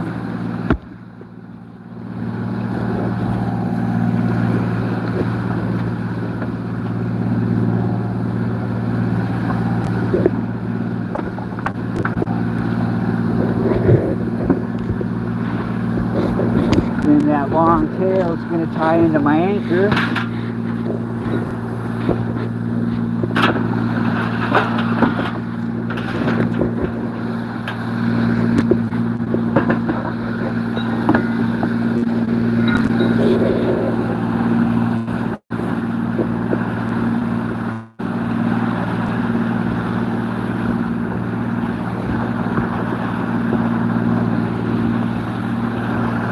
Tying a cat's paw to that from the tail.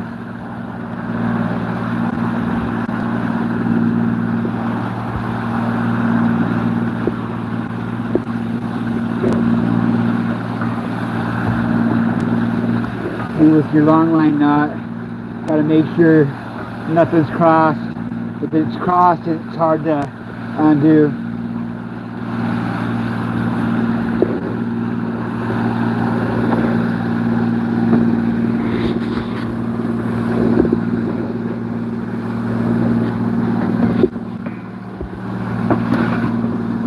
This is the top of our 200, and we're going to add a 50 fathom extension to this, making it a 250 fathoms of buoy line. That's our top, that'll go to buoys.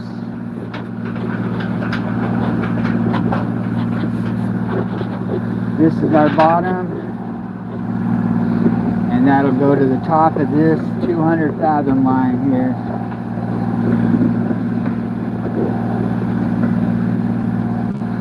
Pretty much the same knot, tying the same knot all through this stuff. It's called the cat's paw. It's a pretty handy knot. I use it all the time outside fishing.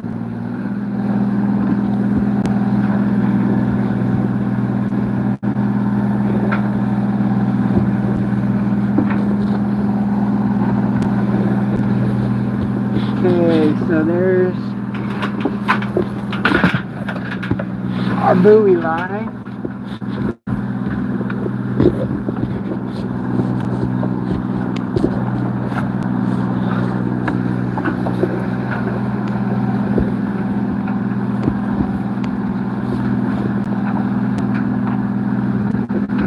Got a trailer rope.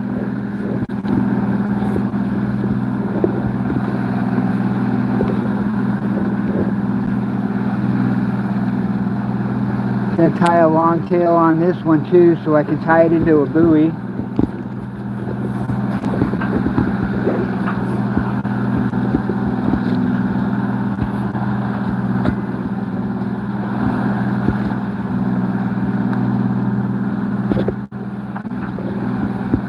Now buoy needs to tie to that.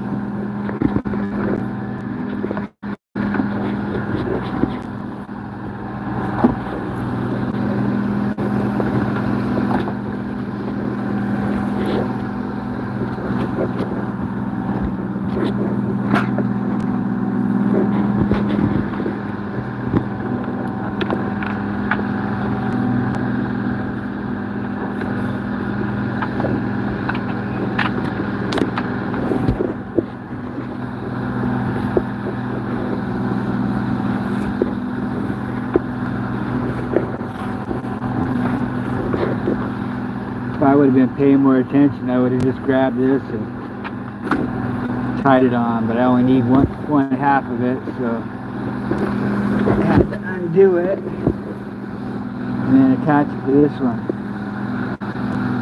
And this will be the line between the buoy and the flagpole.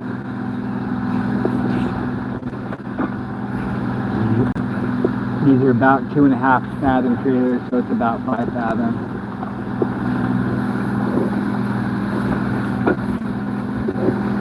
Then this ties to the flagpole here.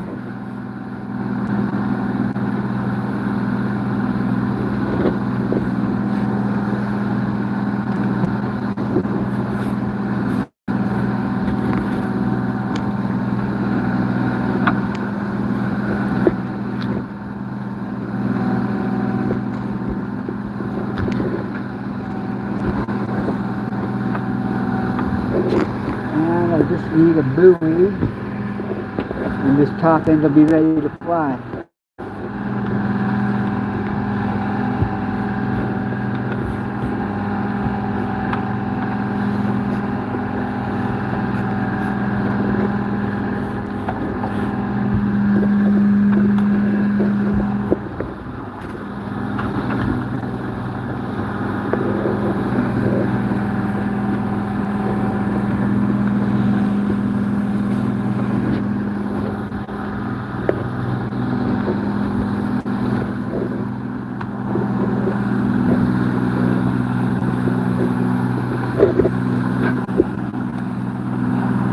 Remember that long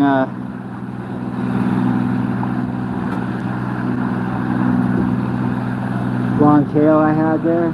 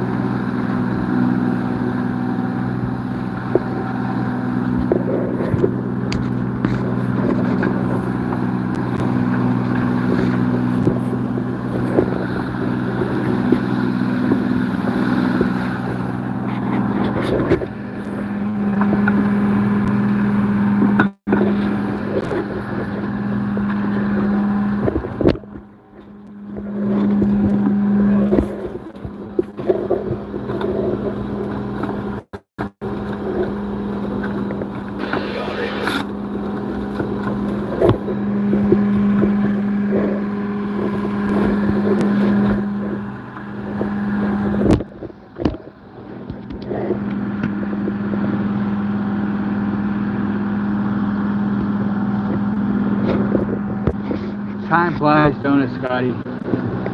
Crazy, it's almost August already.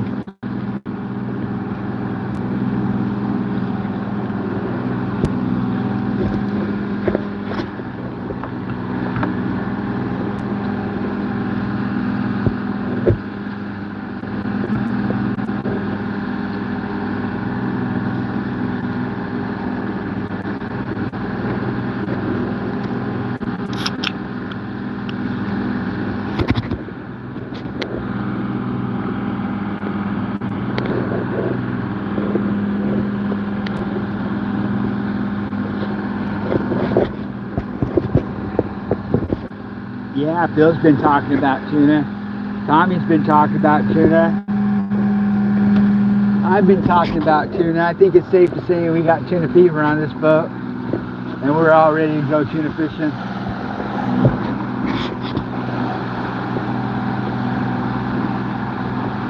Halibut's fun and all, but it's not fun for very long. Tuna fishing's always fun.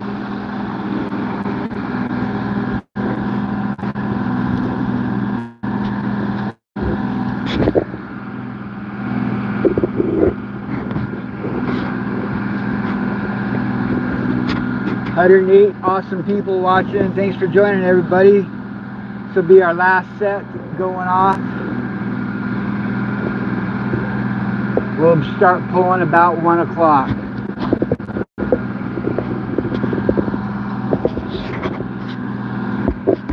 We got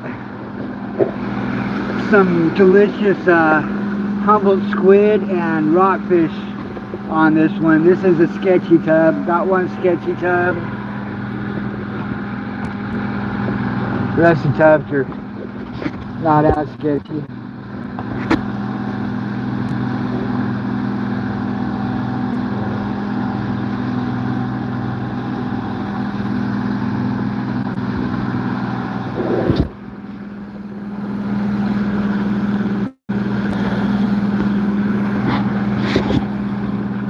When you look at a tub before it starts flying and it makes you nervous, is that a bad sign?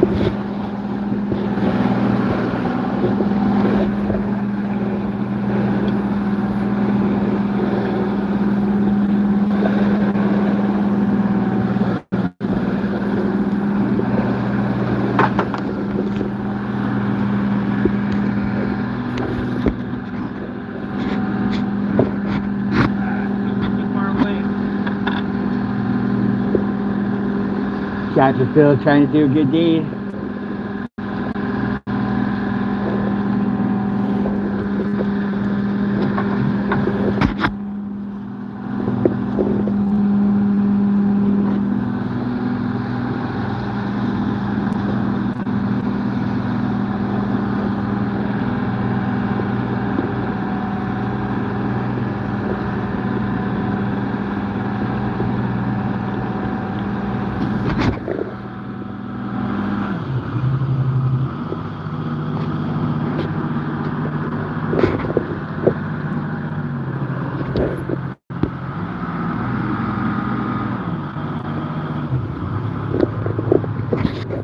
I would love to do a collab with you sometime, Shannon. So I'm hoping over the next few years this evolves to where I travel around more and fish different locations more.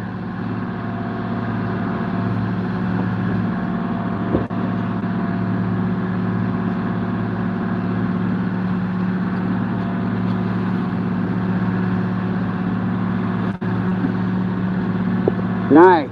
Operation Bottle Rescue, 100% successful.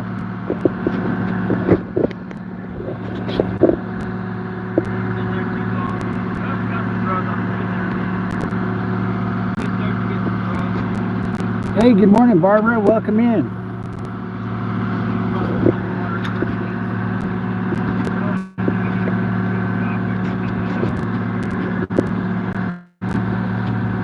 We need to get Scotty down here.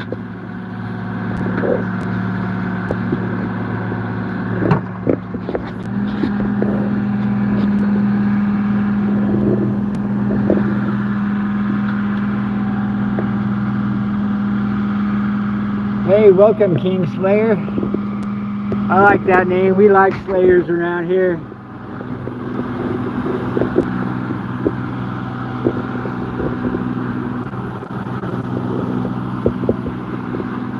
We're going to try and do some halibut slaying today.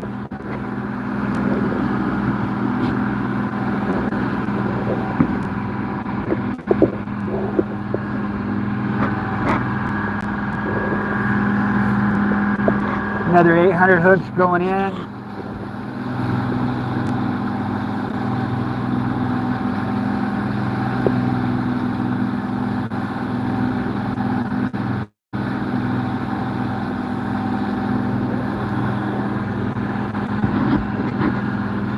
Still got 6 tubs on the boat after this goes.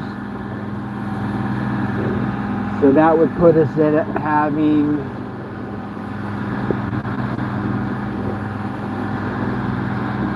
38 we brought with us.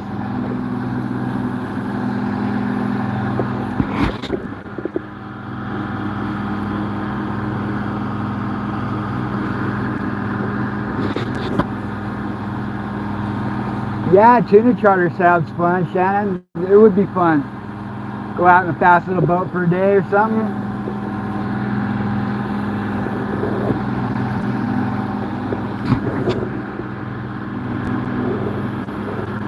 Yeah, we're trying for halibut again today, Barbara. We're allowed to catch 5,000 pounds on this trip, so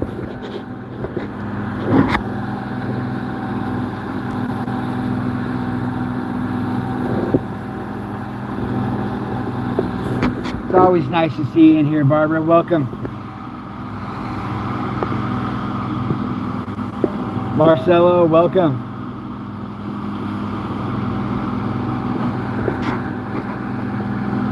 I hope so, Patrick. I've seen it happen before.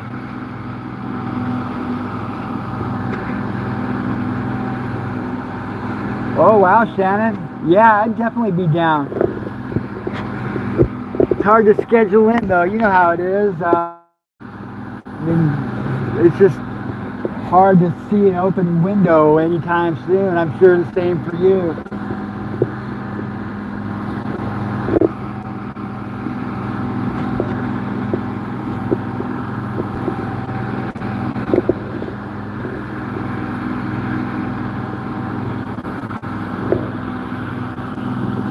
But yeah, that sounds awesome.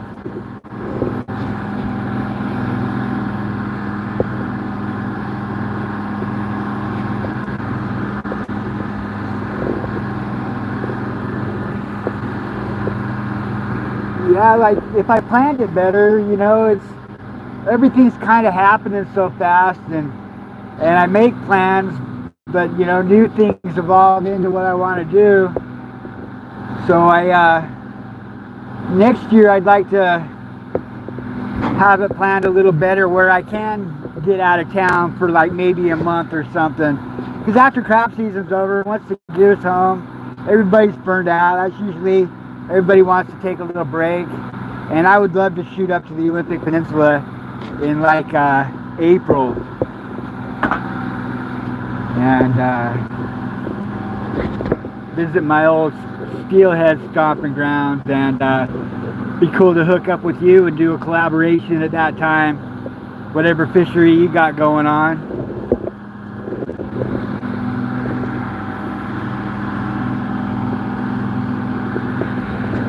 And yeah, if something opens up here, I mean, I guess it depends on how late the albacore. Some years they're here till November, other years they're gone, you know, early October. But those fall fish, that's when they're the biggest and the best eaters. That'd be prime time to go out and try and catch a personal stash of tuna. Get that canner going. I've never actually done it myself, but it can't be that hard. Whenever I've done canned tuna with people, I've always chipped in on the tuna and they do the cannon kind of deals. And it's always worked out good. I've never had homemade canned tuna that I didn't like.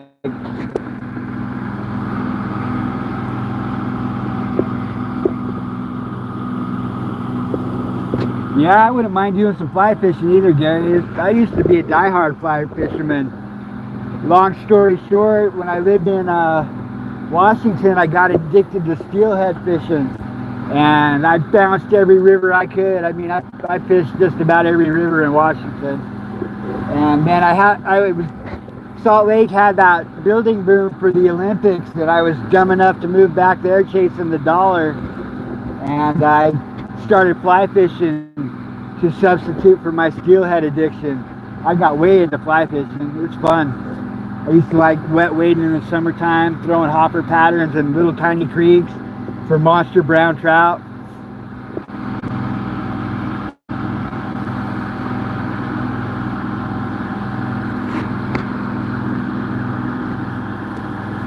Right on, Shannon. That sounds cool.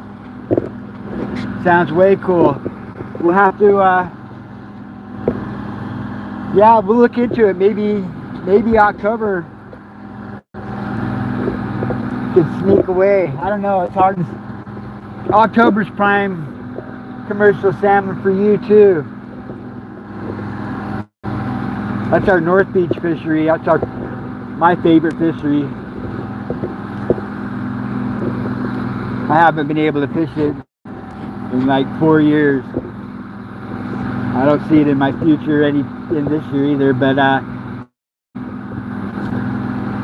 Phil and I were talking a bit last night about, because this boat, it's a trolling boat, it's got a nice set of girdies, it just it's been sitting for so long, it needs some overhauling, and then a new wire, because the wire's been sitting so long, so it's almost a sure bet that needs 6 spools of new wire. And that's just kind of been Phil's deal too. I'm sure you know how it is as a fisherman. You spend all your money on one thing, hoping for enough money to do the next thing next go around. That's kind of where Phil's been going at. So that's we were already talking about making sure that we get the girdies on top of the priority list when the crab season comes around. And I guess good news on top of it all too is they're predicting a really good crab season this year. So if that happens, that could, yeah, squid boats. Murphy knows we have a really good season. We'll get that squid boat. Phil needs another 5 boats. One of them's going to be a 300-foot squid boat that we'll mostly go tuna fishing with, I hope. Then like personal goals for me, I got to get the Kita going. I just didn't make enough money this year. And so if we have a really good crab season, I want to see the Kita back fishing next year. Because I bought that boat on a really good crab season. It's just been shit since then. So I've been just storage. And it's just been costing me money. So like top thing on my list is getting that boat making money. And never missing North Beach again.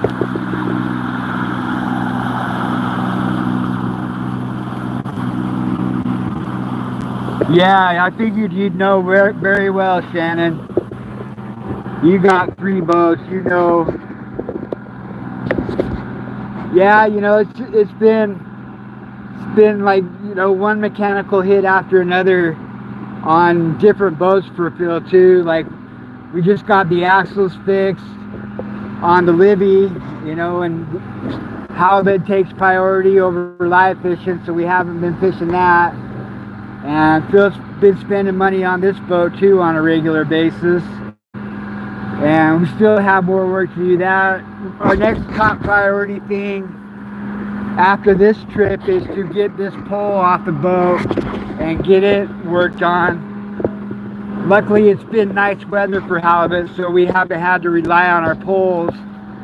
But yeah, this thing, it got hammered on last crab season and needs some serious work. Phil's done a little bit of work on the repair on the side of the boat that also took a heavy hit on the dock crab season. But I know he wants to do a little more work on that to be feeling secure about everything. It's just, yeah, you know, one boat is bring on 1,000 chores, and 5 boats or 6 boats I think Phil has is bring on 1,000,000 chores. And I got a 1,000,000 chore boat, $1 million. My boat wants me to throw thousands and thousands of dollars at it.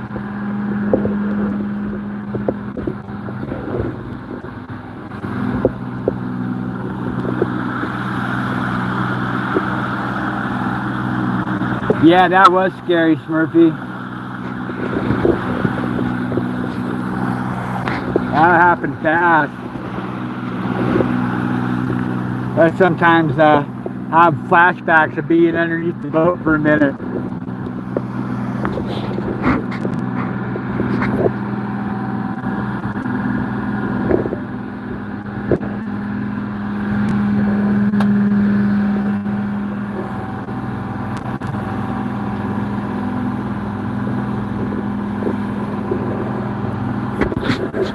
Then Phil's got another boat, the Alyssa Ann, which is a nice little boat. It's like a small version of this boat, and it's got a 200 pot permit on it, crab pot permit on it, a near shore permit with Longline, fully functional Longline, but the engine needs some work. So that boat's not fishing, and I know getting that boat fishing is top on Phil's priority list.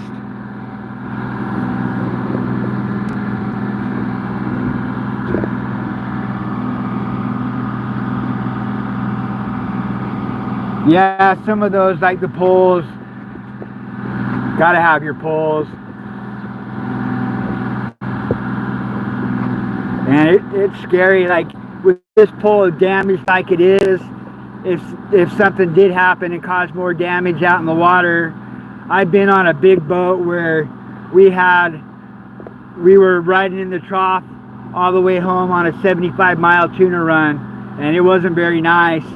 And so the poles were out taking heavy hits, and I heard this weird creak, and I looked out and I couldn't really see anything, and then I heard it again, and I looked out and I could see that the pole was twisted. So we were saving that pole.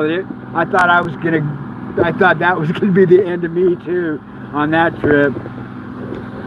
That was one of those trips where you kiss shore when you get back. So based on that experience, dealing with a broken pole on the ocean is not where it's at. So I'm all for getting this dialed in before we go out tuna fishing. And then, you know, the fish markets are great and I love them, but we could have done some live fishing in between on this trip too.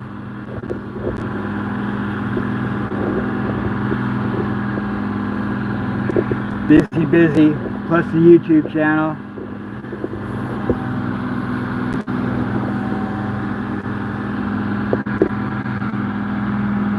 Hey, good morning, Joe.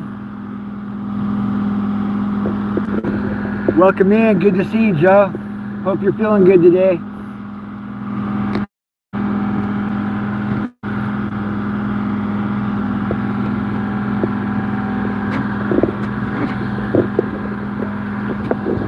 Yeah, that was the scariest one. We hit a whale on this boat, probably like 15 years ago. Hit a whale out trolling for salmon, and it snapped that pole. There's a big hay rack that goes over this boat, and underneath this door there's a salmon pit in there. And of course, when you're salmon trolling, the rail's not there, and so you stand in the pit, and it's got a hay rack that comes over here. And I was cleaning the fish, and I heard a pow, but the hay rack was kind of blocking my view from the tip of the pole, and it took me a minute to figure out what happened, but that's what happened. Like 30 seconds after that pow, a whale surfaced right by the boat, and it wasn't happy. So that's definitely, the whale got to keep fishing, and we had to go home. But that wasn't a death-defying pole incident. It was scary, but I didn't feel like I was going to die on that one. That other one, I thought for sure I was going to go in with the pole.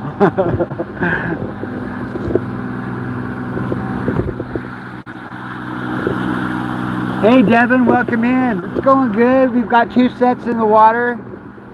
We're only one other boat in the area, and it's a boat we're working with, so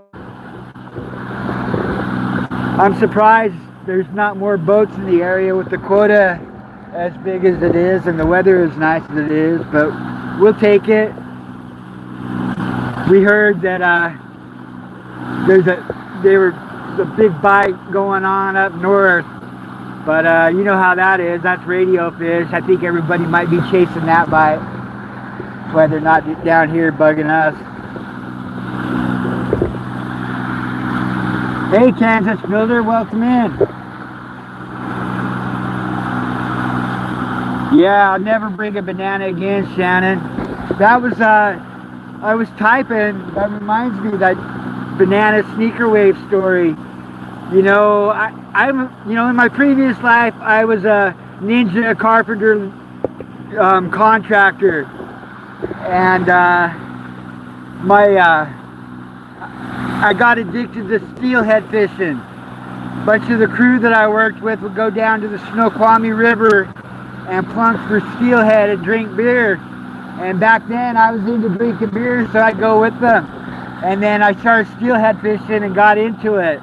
And I was watching some people do the drift fishing, and I decided that's what I wanted to do. So I went and bought all the gear and started reading a bunch of books on it, and went down the next weekend and hooked into 2 nice steelhead drift fishing. And from that moment on, I was a die-hard steelhead fisherman, and I spent all my money on steel gear and going steelhead fishing when I wasn't working. I'd go and spend like 3 weeks up on the Olympic Peninsula fishing the Hoe and the Queets River. I spent a little bit of time on the Sole Duck and the Bogus Shield, but mostly the Hoe. I like the Hoe. Got to know it well. I had a buddy who was a guide up there, so he take me down when he had no clients, and then I bought a drift boat, started doing it. But anyway, so my friend Matt, he went down to Tillamook Bay and caught a bunch of nice salmon. So the following weekend, we all 3 went down with my buddy Johnny, who had the boat. And as we're launching the boat, my friend Matt, he's eating a banana. And this old timer, salty looking dude, probably looks like me now. And he's like, "You're not taking that banana on the boat, are you?" And my friend Matt, he's like, "Oh yeah, I'm taking this banana on the boat." And then he's just stuffing his face with it. It's got like 4 or 5 more he shows him. And the guy says in this creepy old voice, he's like, "You're doomed. You're doomed." And we just shrugged it off. My friend threw his bananas on the boat, and I'd never heard the story before, so I didn't ever think anything of it. But that wave, there was 200 boats fishing that area that day, and that wave only broke on us. So bananas are the devil's fruit. Don't eat bananas.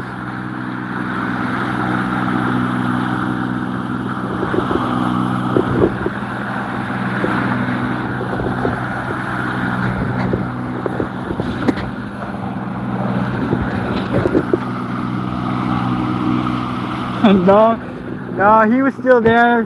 He was just, I don't know, just some old salty looking guy at a Garibaldi port. It was like 3:30 in the morning, and we trolled the bay. The Coast Guard had the ocean closed, wasn't letting anybody out, so we trolled in the bay.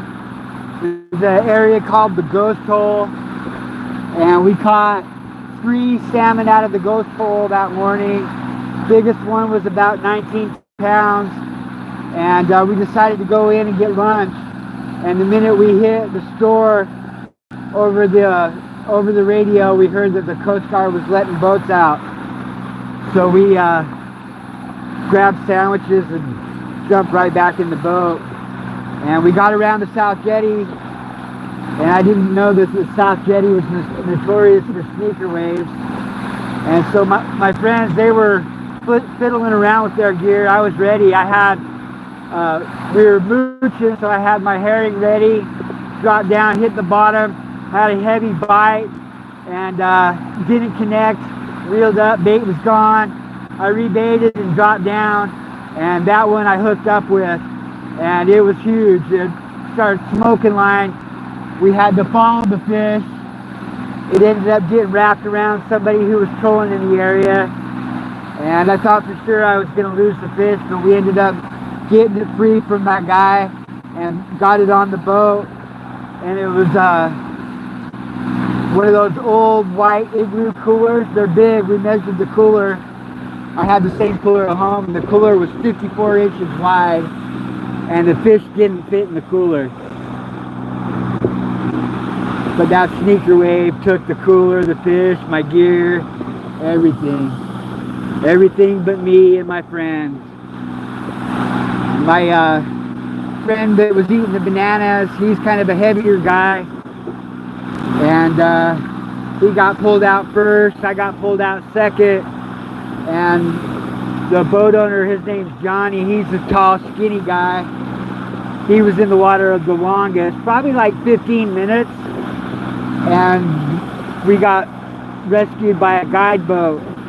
And so all three of us were in this little open skiff guide boat, and then the Coast Guard came, and we got transferred from the guide boat into the MLB 47-foot boat, where they had a heated room, and they put us in there, and my friend Johnny was like having convulsions, shaking so hard. So they life flighted him to the hospital, and he was okay. They offered me to fly to the hospital, and I declined it. And so me and Matt got back to the dock, and then went and met Johnny at the hospital. He was okay. We all drove home okay.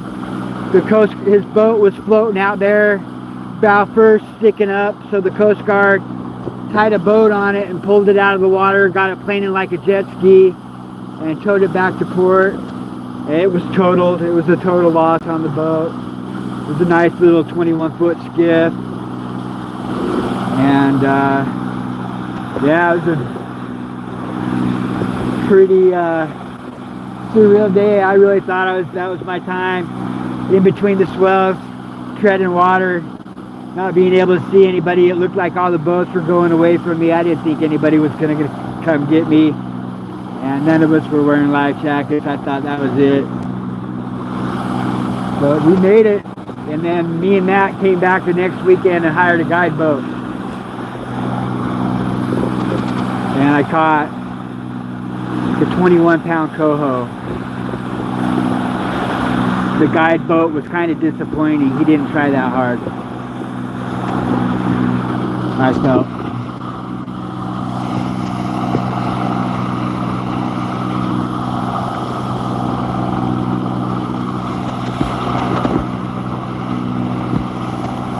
Wow, Smurfy, that's a wild story.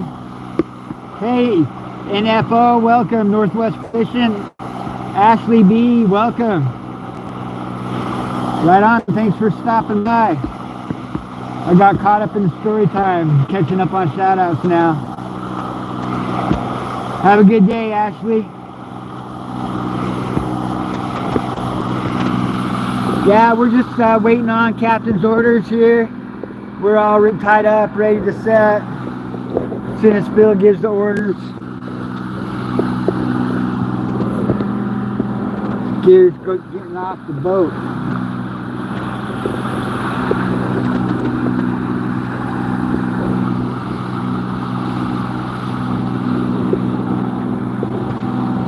I want to hear this homeless guy story, Smurfy.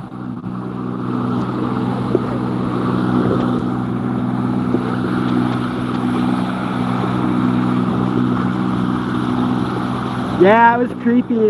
Just the way the guy said it. I don't even like to eat banana flavored candy. That's how traumatized I am from that whole banana story experience.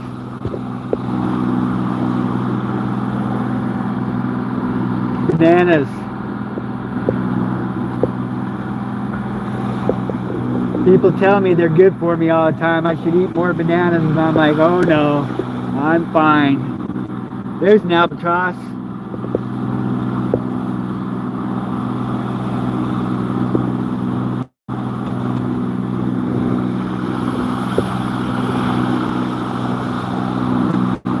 Not seeing nearly as many shark fins. I haven't seen any shark fins actually. Last time we were out, shark fins everywhere. And I remember gap cam this trip.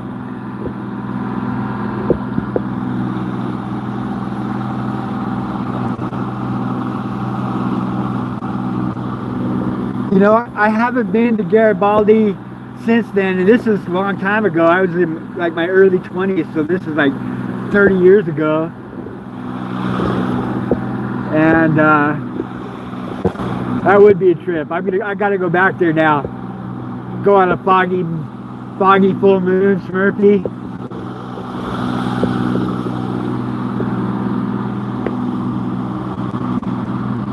Gotta go salmon fishing too. At Tillamook Bay, we got good salmon genes. I think it's the Wilson River that has the big salmon genetics.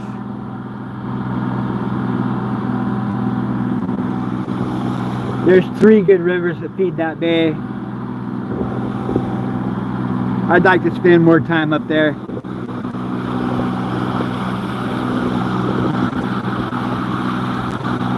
I haven't been back and fished it since.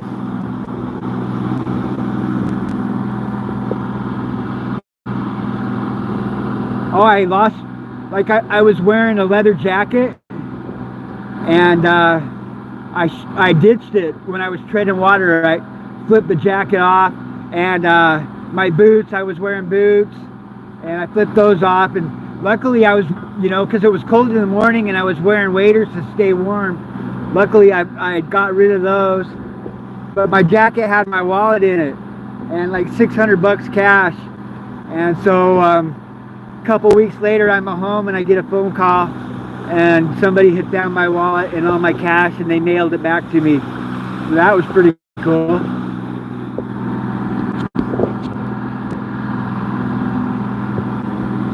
And my jacket.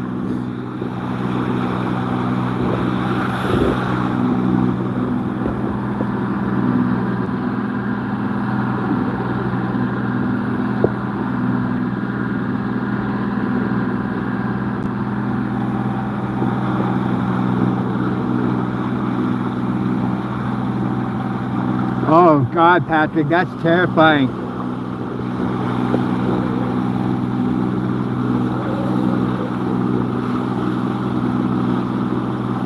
It was in like the inside pocket with a zipper on it. Oh, there's some more albatross. We got albatross in the area. Fishing's never as good when there's no albatross around, so seeing these birds flying around makes me happy. I see several of them now. Albert found us.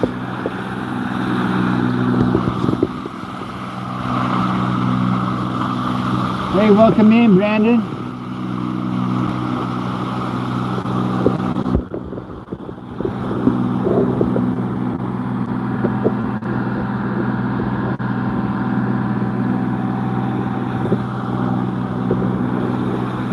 We're off the Oregon coast, about 20 miles offshore.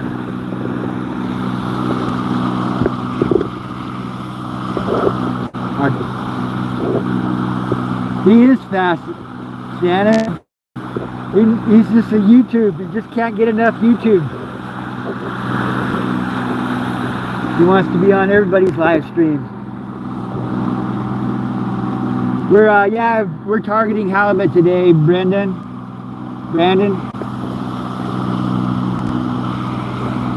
Right on, Darren. Welcome in. We're gonna try hard. Nice. Welcome from Texas.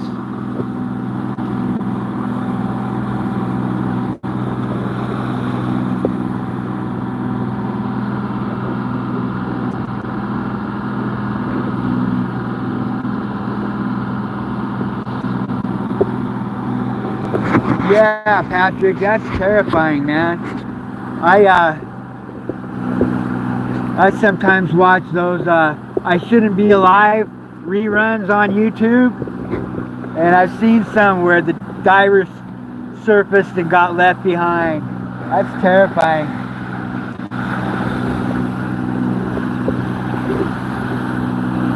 Hey, Yukon, welcome in, buddy. It's always good to see you.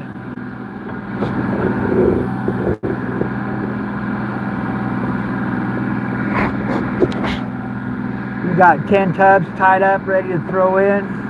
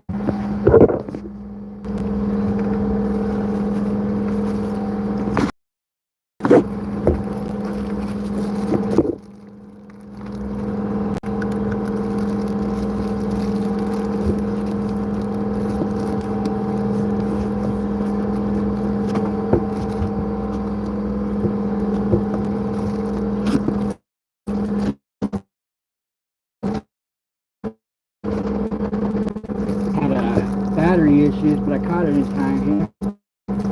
That's what I'm doing now. A little sudden technical difficulty I'm fixing.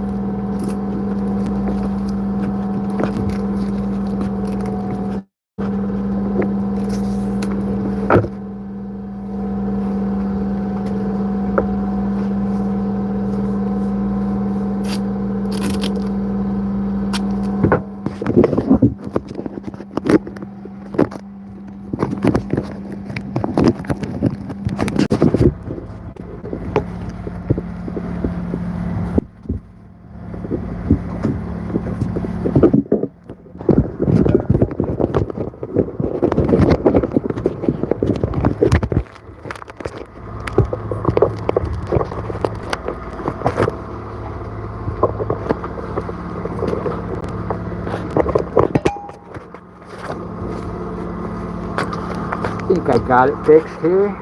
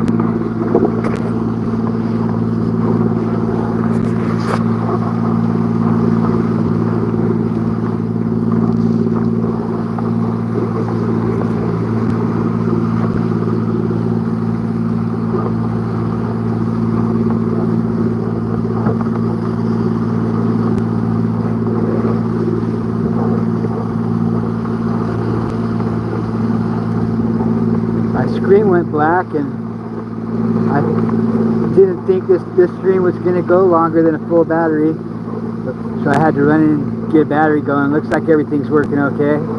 Close call.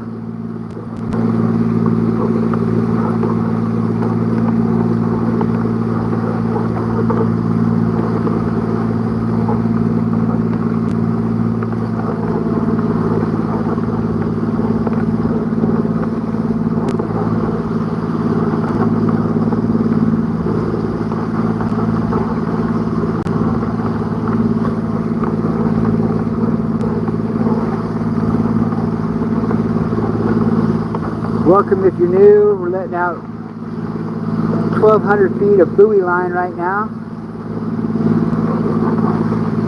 This is kind of the boring part here. It'll get exciting here in a minute.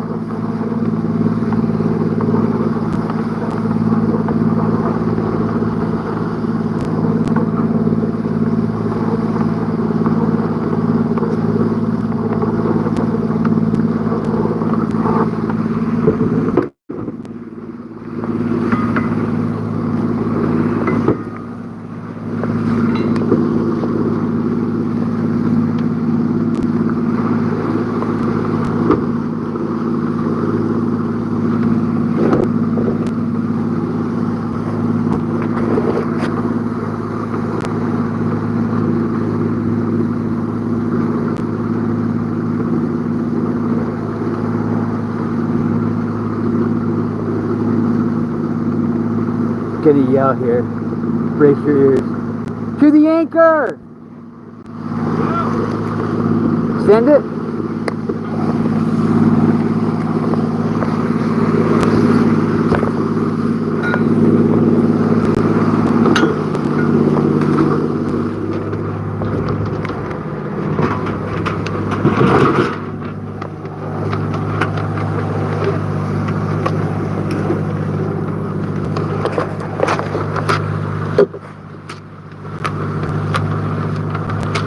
drinking Humboldt squid juice here. Be glad you're not here.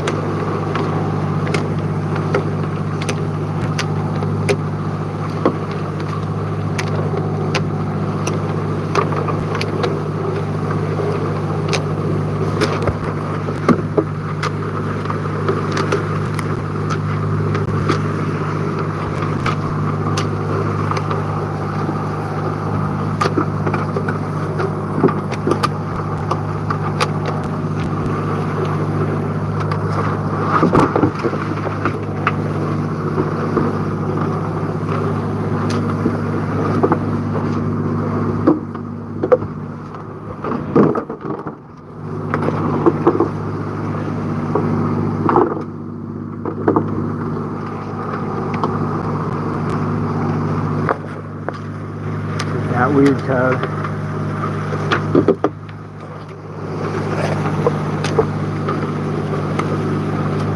That float, I don't like that float. It's gonna get bounced, cause problems here. Oh, it went good.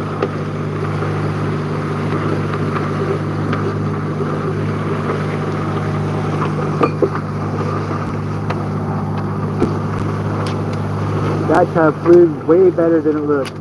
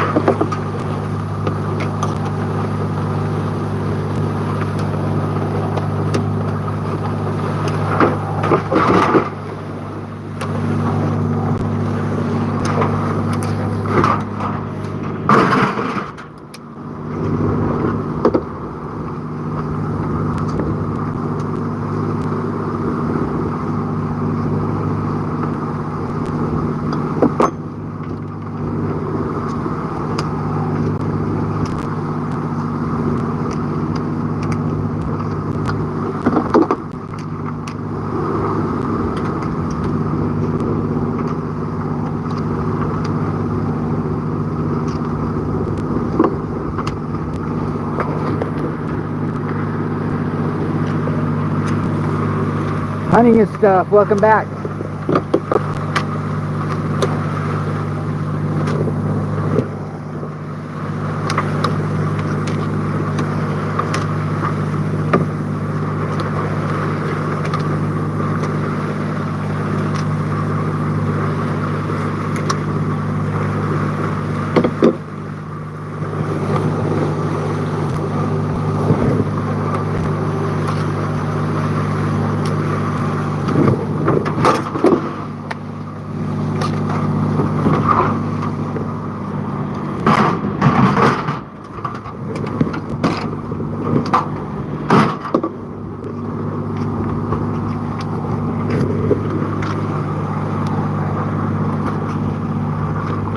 Squid splatter.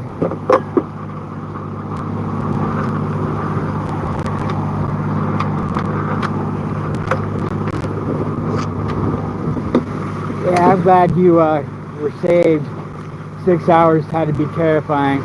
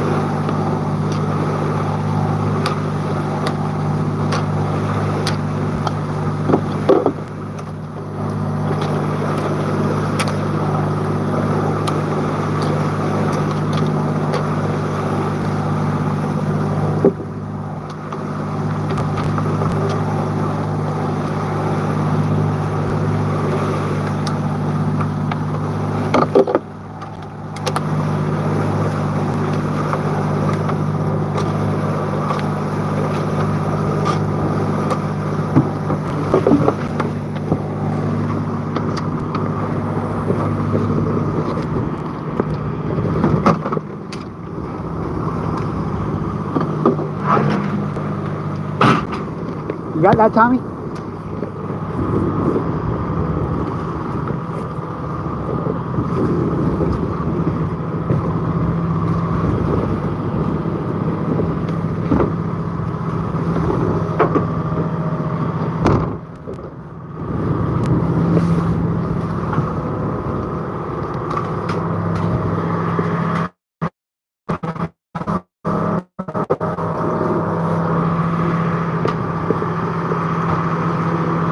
I don't think we're gonna send these till later, but they gotta come out of here, so I'm gonna get them out of here.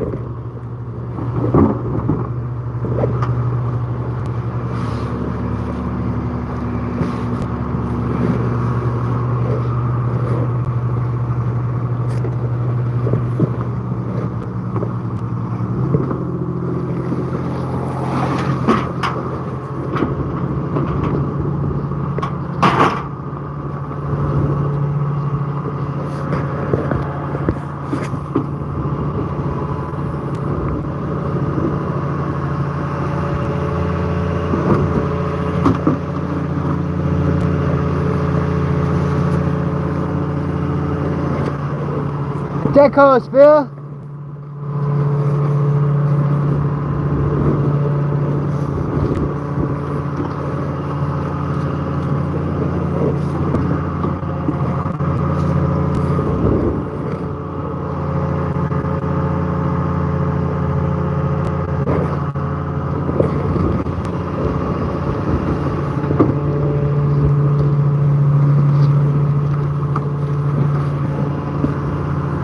Negative.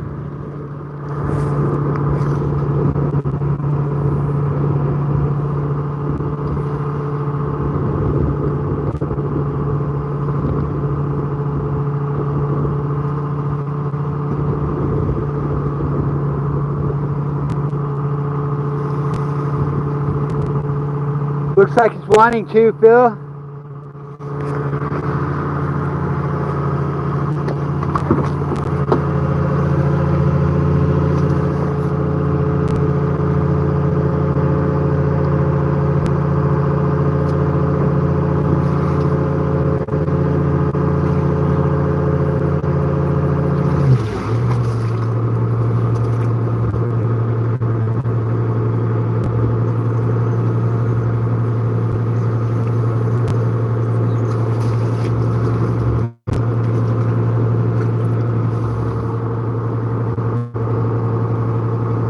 Trying to.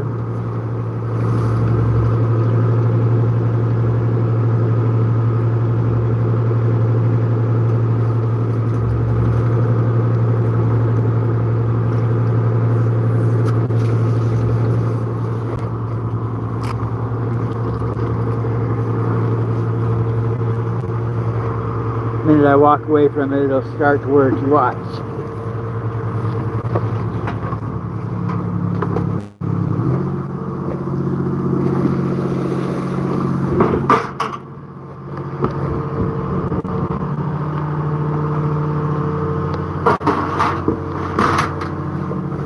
trying to get the deck hose to work. Tommy is trying.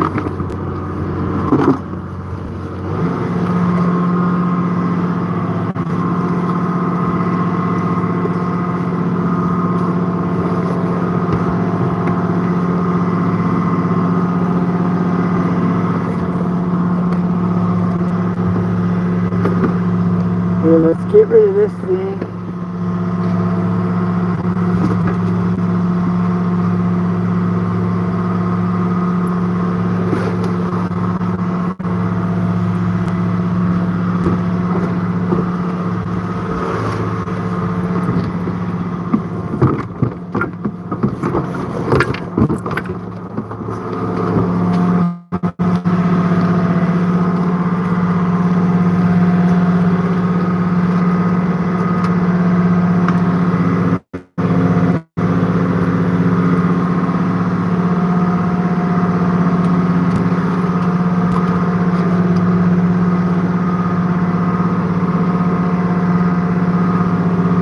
Man, it's so frustrating.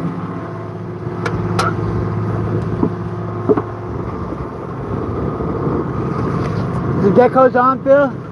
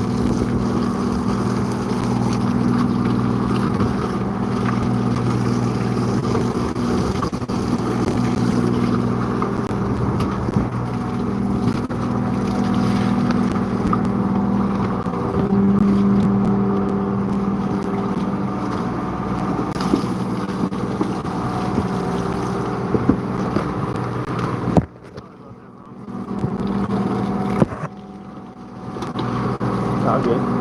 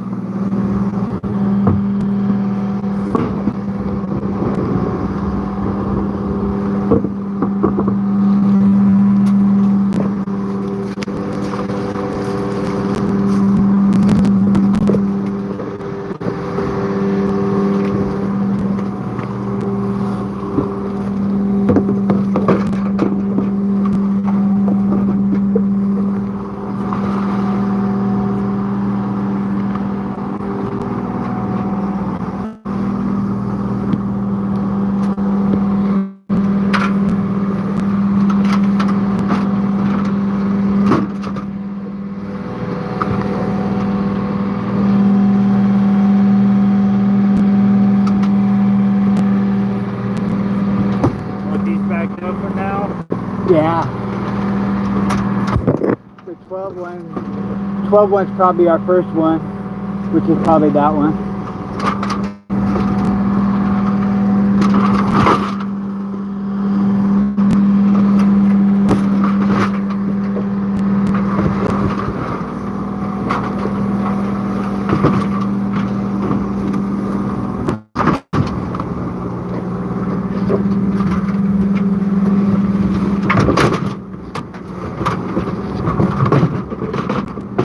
Throw that on the roof.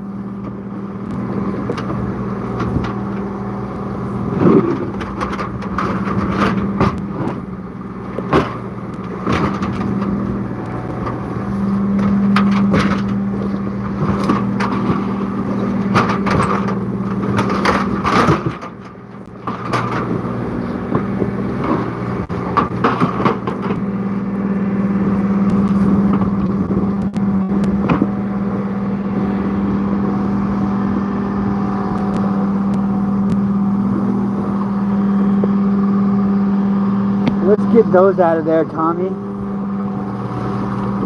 What was that? Get those out of there.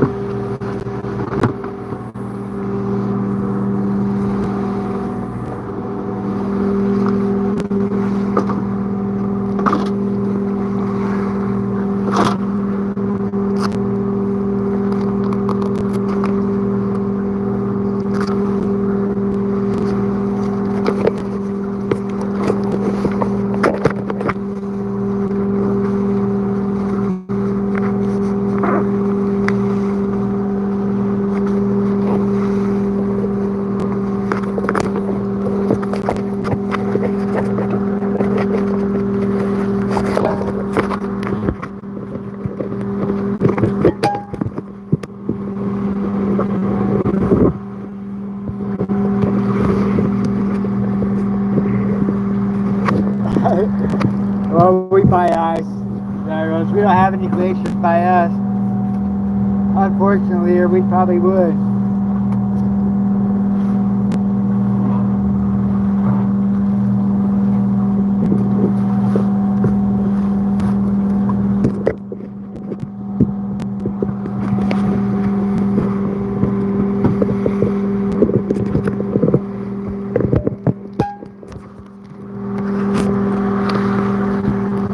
About 1 o'clock, Devin.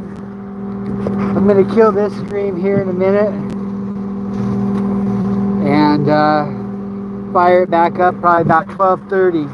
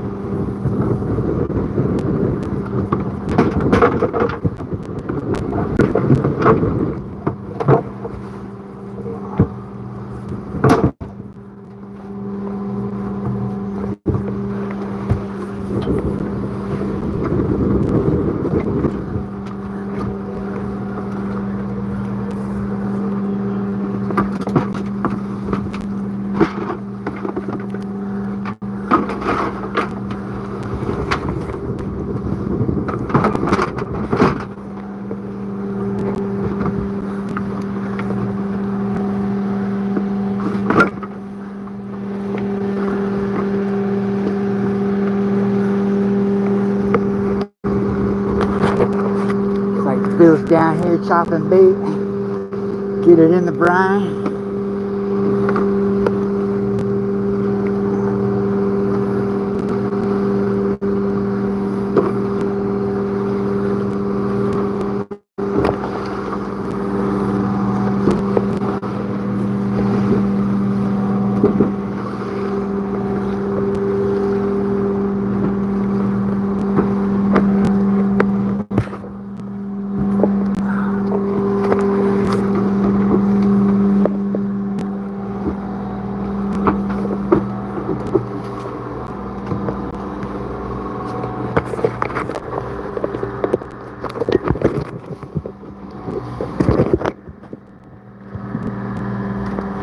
Yeah, I'm gonna kill this stream for now. I just got a bunch of me hopping around, and it's hard for me to interact.